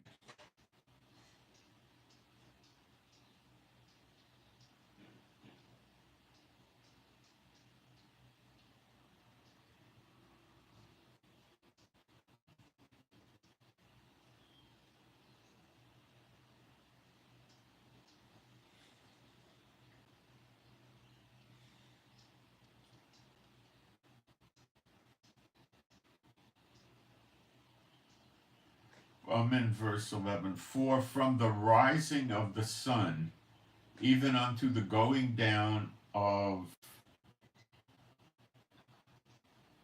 the same,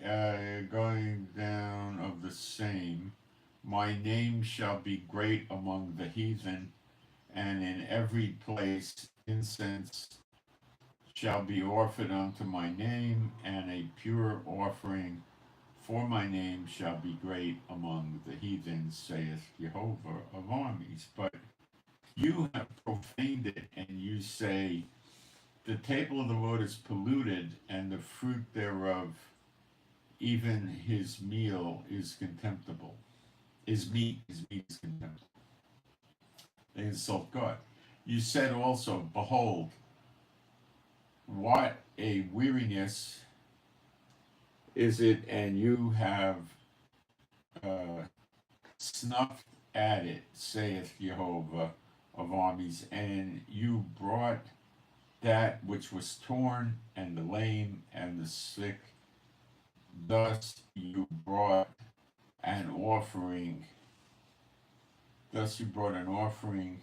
Should I accept this of your hand, saith Jehovah? But cursed be the deceiver which hath in his flock a male, and voweth and sacrificeth unto the Lord a corrupt thing.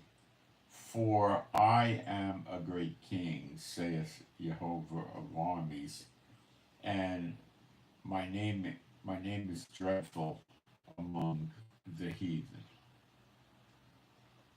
Okay?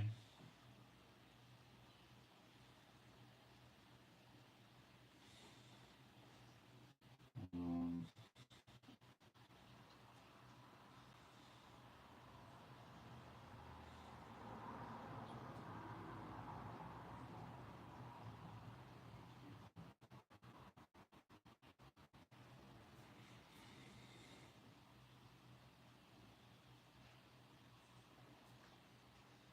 okay. Malachi 2.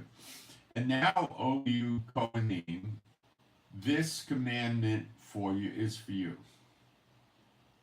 If you will not hear, if you will not lay it to heart, to give glory unto my name, saith Jehovah of armies, I will even send a curse upon you, and I will curse your blessings. Yea, I have cursed them already, because you do not lay it to heart. They're just going through the motions, they don't mean it. Behold, I will corrupt your seed, your kids, grandkids, and spread dung upon your faces, even the dung of your solemn feasts, and one shall take you away with it. And he's mad at them doing the solemn feasts in such disregard and disrespect.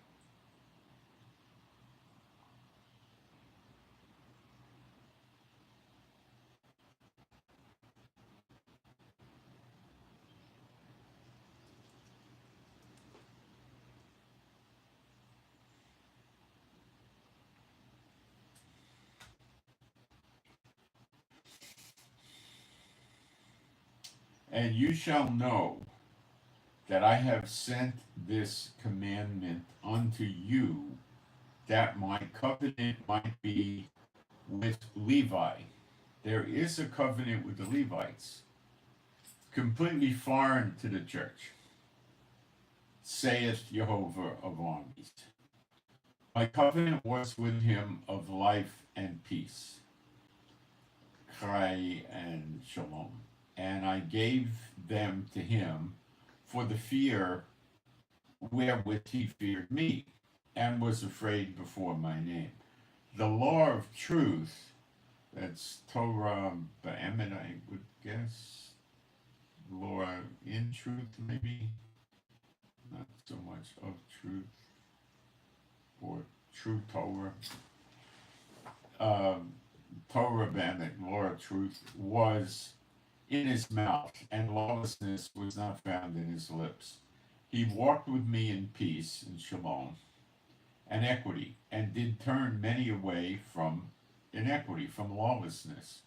For the priest's lips, the Kohanim's lips, descendant of Aaron, should keep knowledge, and they should seek the law, the Torah, at his mouth. For he is the messenger of Jehovah of hosts.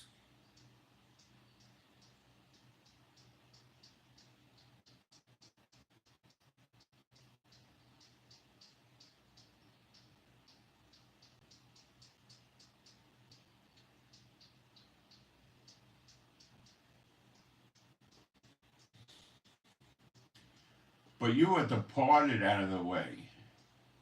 Now that doesn't mean all the Kohanim and Levites are that way. But you departed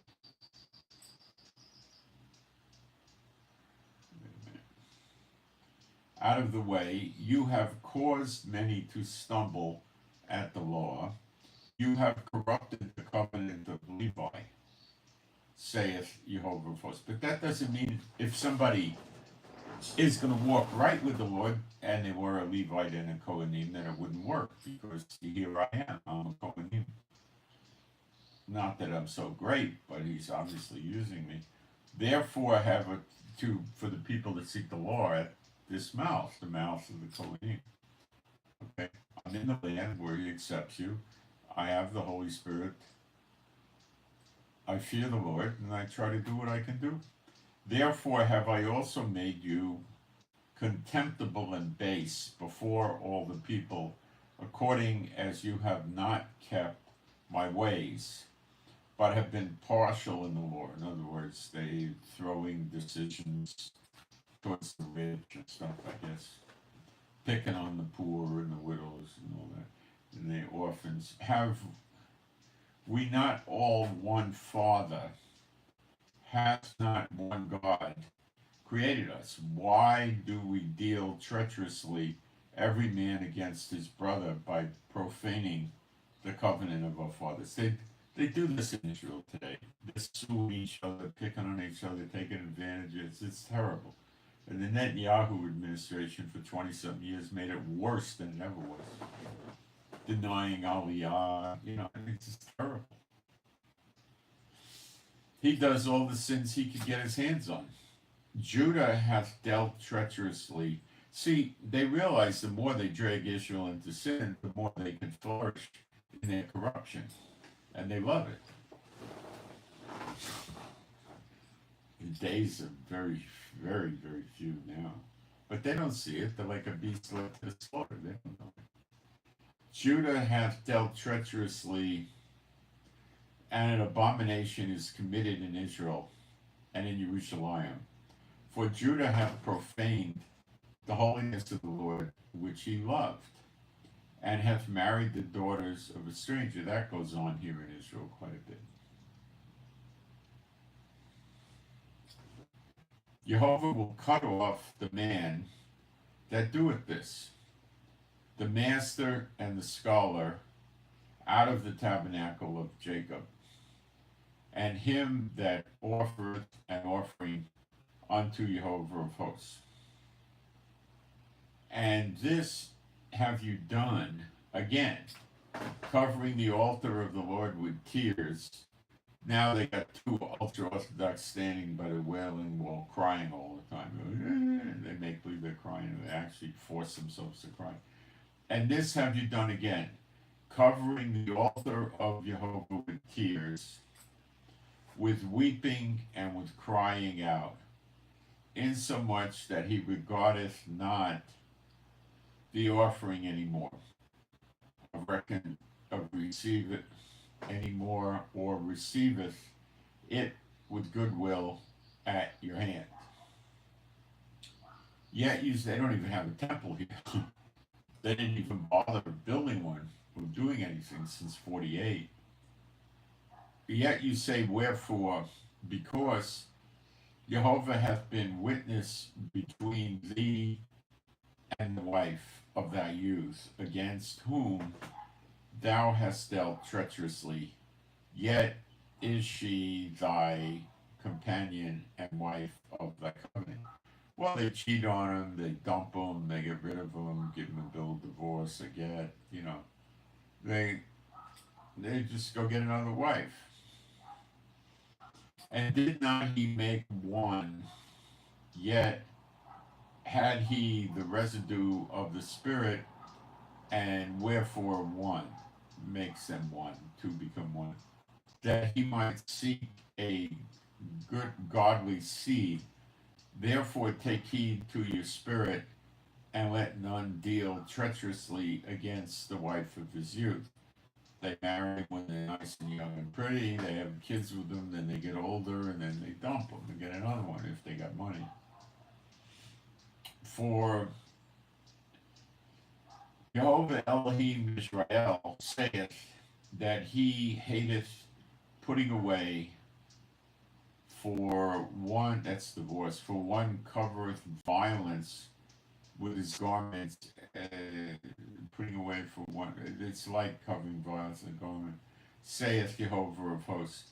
Therefore take heed to your spirit, that you deal not treacherously. Okay? You see, they can just divorce the woman when they want to, although they got prenups now, and they're just adultery and divorce. Mostly divorce, I think, based on this passage. You, of course, the adultery is in the law, You have wearied Jehovah with your words. See, what they'll tell you is if you don't get along with your wife and the man and woman don't get along, why not get a divorce? What's the point of continuing getting divorced? That's how they do it. Therefore, take heed to your spirit, that you deal not treacherously. You have wearied Jehovah with your words. You say, wherein have we wearied him? When you say, every one that doeth evil is good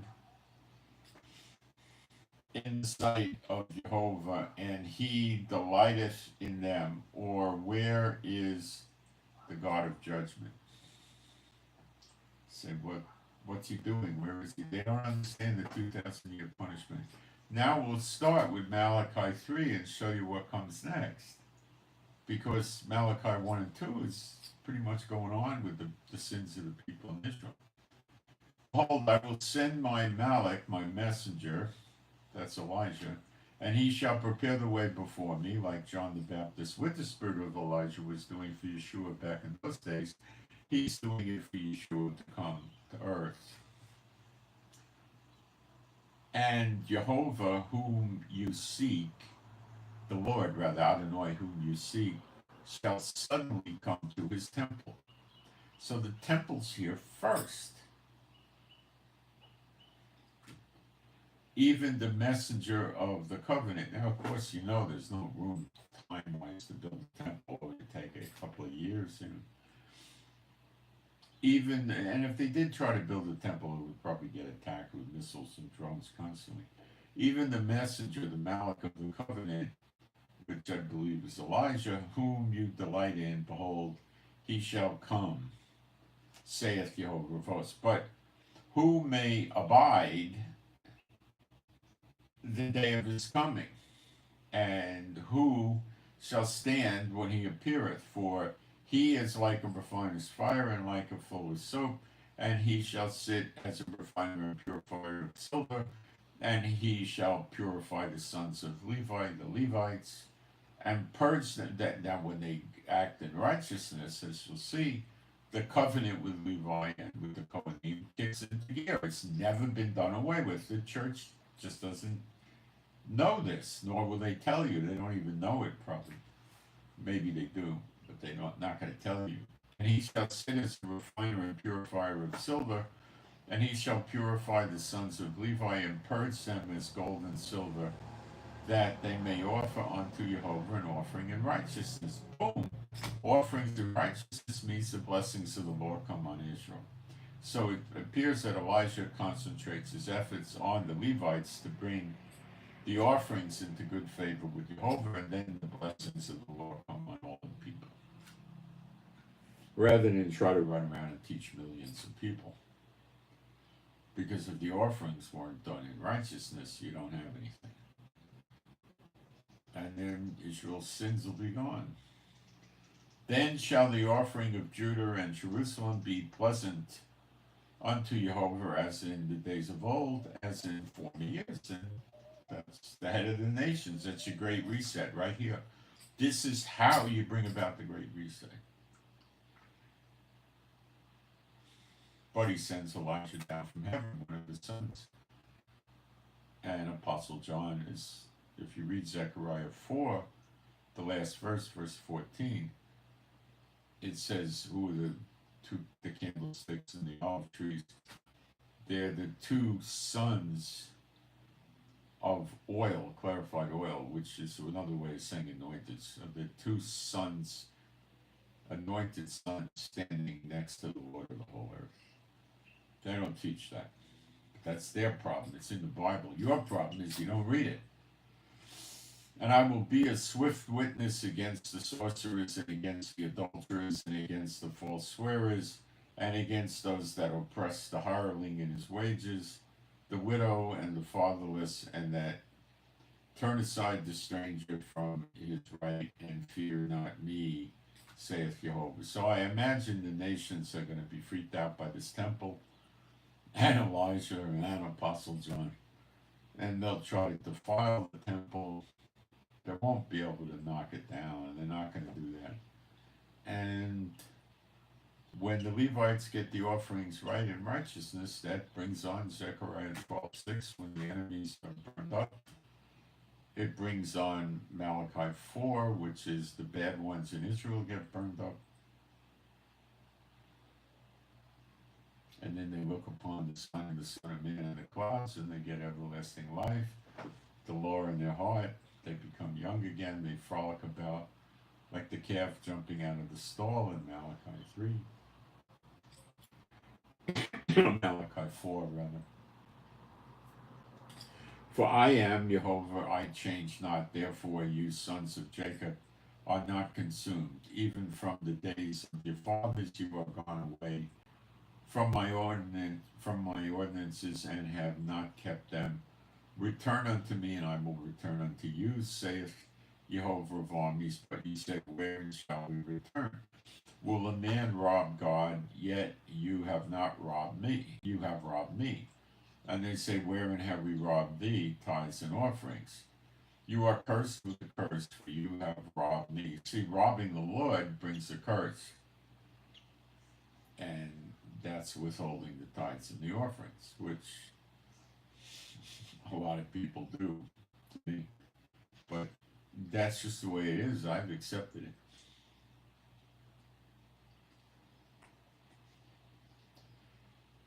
For you have robbed me, even the whole nation. Bring you all the tithes into the storehouse, that there may be meat in my house, and prove me now herewith, saith Jehovah of armies, if I will not open you the window of heaven and pour you out a blessing, that there shall not be room enough to receive it. Now, they don't believe in that. They just kid themselves into thinking they have faith. They don't have faith. They're covetous. Money's the root of all evil with them. Not using the bad animals, the sick and the lame, the blind is covetous. Not doing the offerings is covetous. And I will rebuke the devourer for your sakes, and he shall not destroy the fruits of your ground, neither shall your vine cast her fruit before the time in the field, saith Jehovah of armies. And all nations shall call you blessed, for you shall be a delightsome land, saith Jehovah of hosts.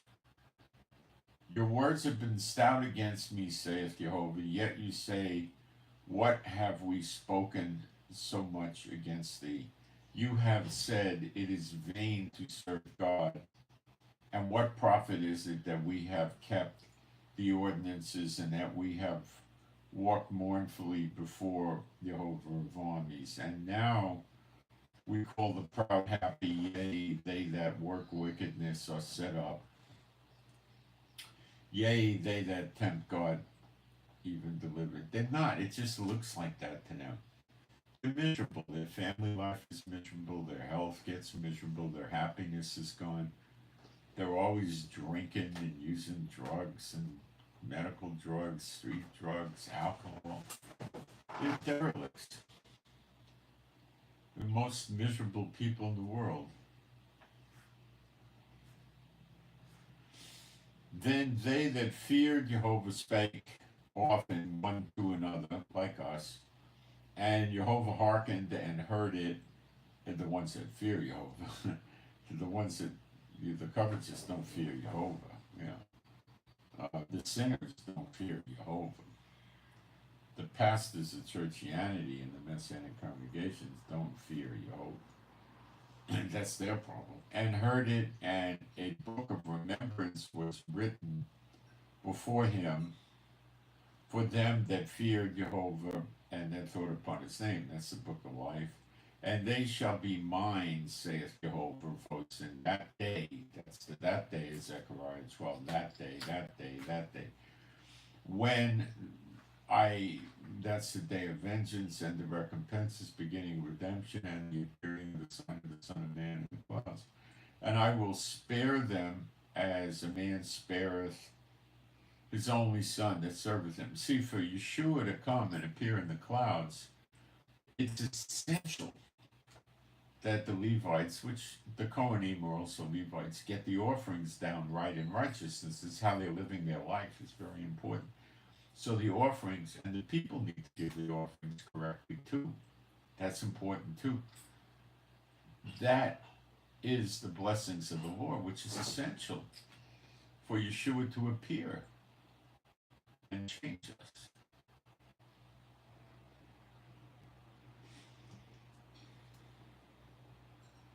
The bad ones get taken out before Yeshua appears. They'll never see him. The bad ones in Israel. The bad ones around the world will be all kinds of freaked out, crazy, Then shall you return and discern between the righteous and the wicked, between him that serveth God and him that serveth him not. So just to give you a little bit more continuity in prophecy, we'll go to Malachi 4. For behold, the day cometh, the day, that shall burn as an oven, Zechariah 12:6. In addition, and all the proud, yea, all that do wickedly, shall be stubble, and the day that cometh shall burn them up, saith Jehovah of hosts, that it shall leave them under the root of the branch. That's not the enemy surrounding us, that's the bad ones in Israel, the Satan bots and stuff. But unto you that fear my name shall the Son of Righteousness, Shemish son, Esjuah, rise with healing in his extremities. The borders of the robe type garment were where they had the tassels that sits it, that the woman with the issue of blood grabbed on and got healed. So that's why the people, they read this in those days and they knew who Yeshua was when she did that. Arise with healing in his extremities, and you shall go forth and frolic about as calves of the stall. That's what it really says. So you're going to be young again, all kinds of energy. Even the children get tired when they run, but you won't be tired. My people's days shall be like that of a tree. A child shall die at 100. And you shall tread down the wicked, for they shall be ashes under the soles of your feet in the day, that I shall do this, saith Jehovah of hosts, day of vengeance. So you're in Israel. The people laying siege to Israel don't really get into Israel. It's the bad ones in Israel. They're burned up and they're under our feet. We're walking on their ashes. Ashes don't defile you. Remember you, because they're no longer bodies, it's something else, okay? Remember you the law of Moses thy servant, which I commanded unto him in Horeb for all Israel with the statutes and judgments, the punishments of the people that break the law. So if you're in Yeshua, you're in Israel, and if you're saying the law is dead and done away with, well, I feel sorry for you. Behold, I will send you Elijah the prophet before the great and dreadful day of the Lord. That's Gog and Magog. That's going to be about 70 years down the road. And he shall turn the heart of the fathers unto the children. That's based on the 270s in Daniel 9:24. It's 270s. The first was the Babylonian captivity. The next one starts when the appearing of the Son of Man. And that would also be tied to the moon turns to blood and the sun goes dark. When Yeshua is going to return at the end of Gog and Magog with New Jerusalem, the sun goes dark and the moon goes dark and the stars don't give their light, they fall. And that closes the second 70 out when he returns to earth. But you also see him coming with the garment stained red and double-edged sword coming out of his mouth. It says that's allegorical. And coming with the angels, probably millions of them on white horses.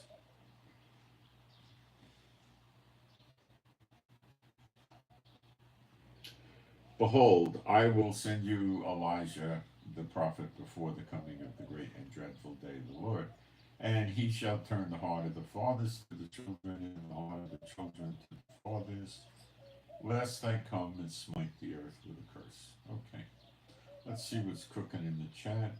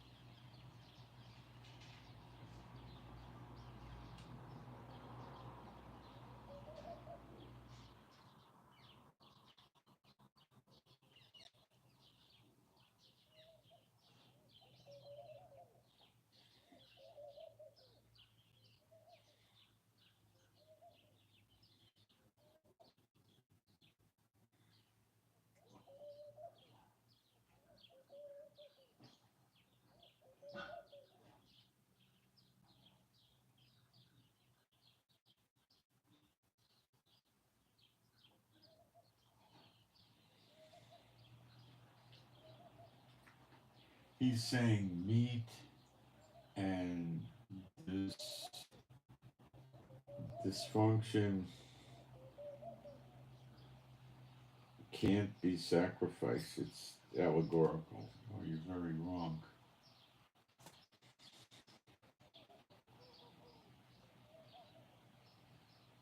I'm mistranslating. Yeah, right.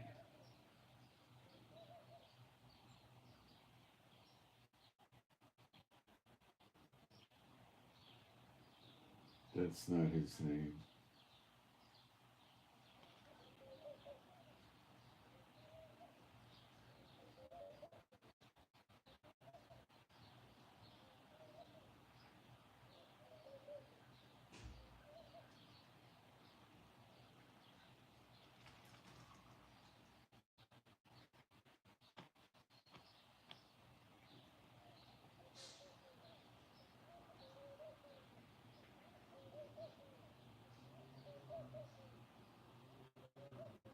That was Old Testament. See, people have no conception. Isaiah 53 is Old Testament too.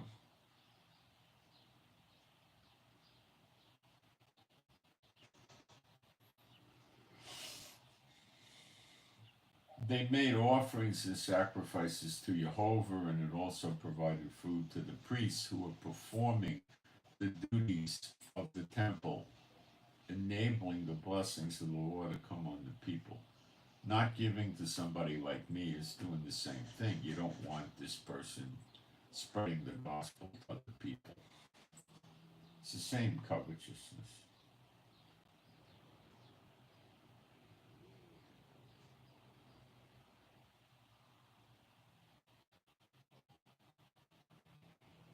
The New Testament is not for the Goyim. It was originally written in Hebrew. There are no longer Levites. This Pearson is just talking trash.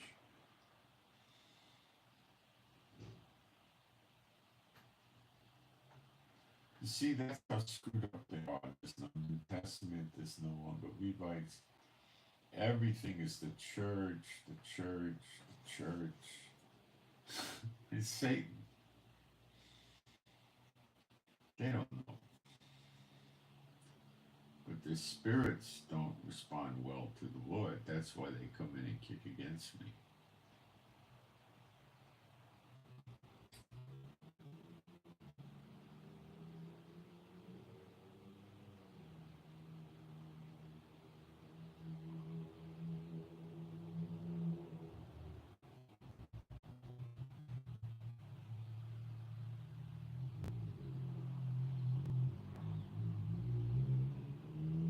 See, this one puts this up. Which things are in the category for these are the two covenants, the one from the Mount Sinai, which gendereth to bondage, which is Hagar.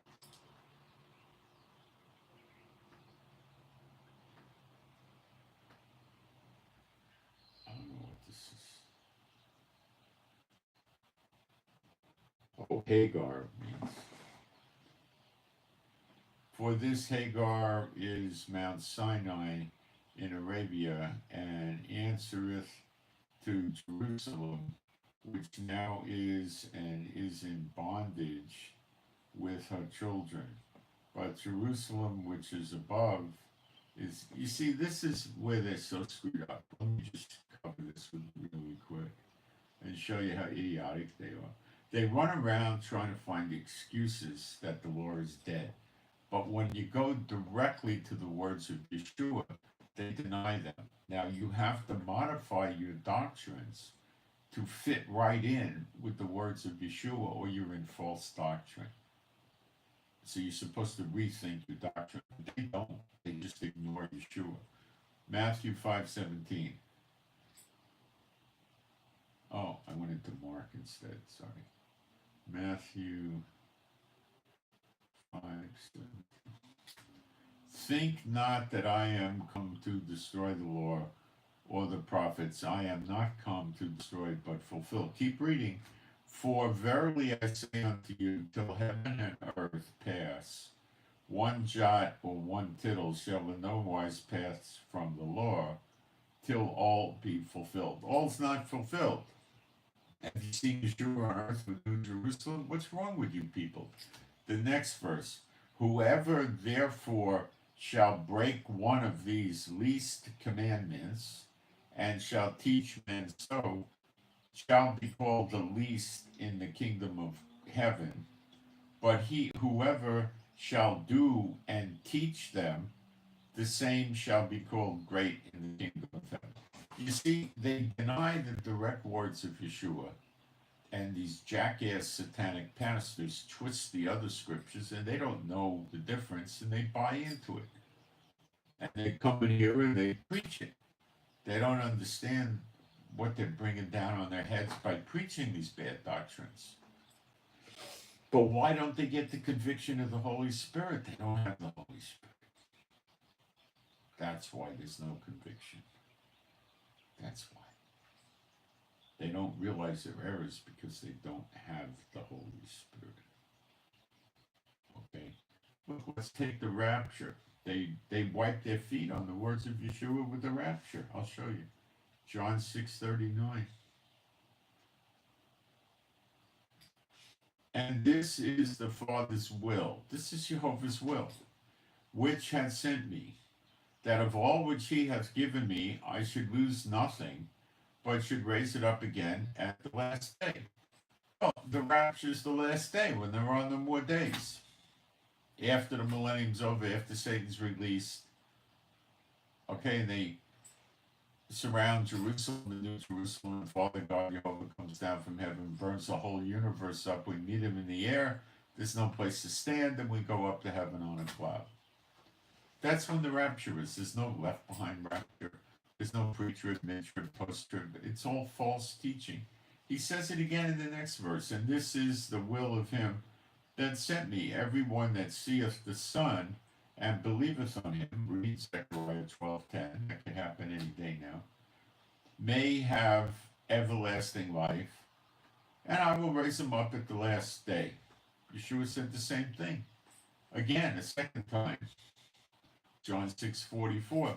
No man can come to me except the Father which sent me draw him, and I will raise him up at the last day. He said it a third time. Now we'll go for the fourth time.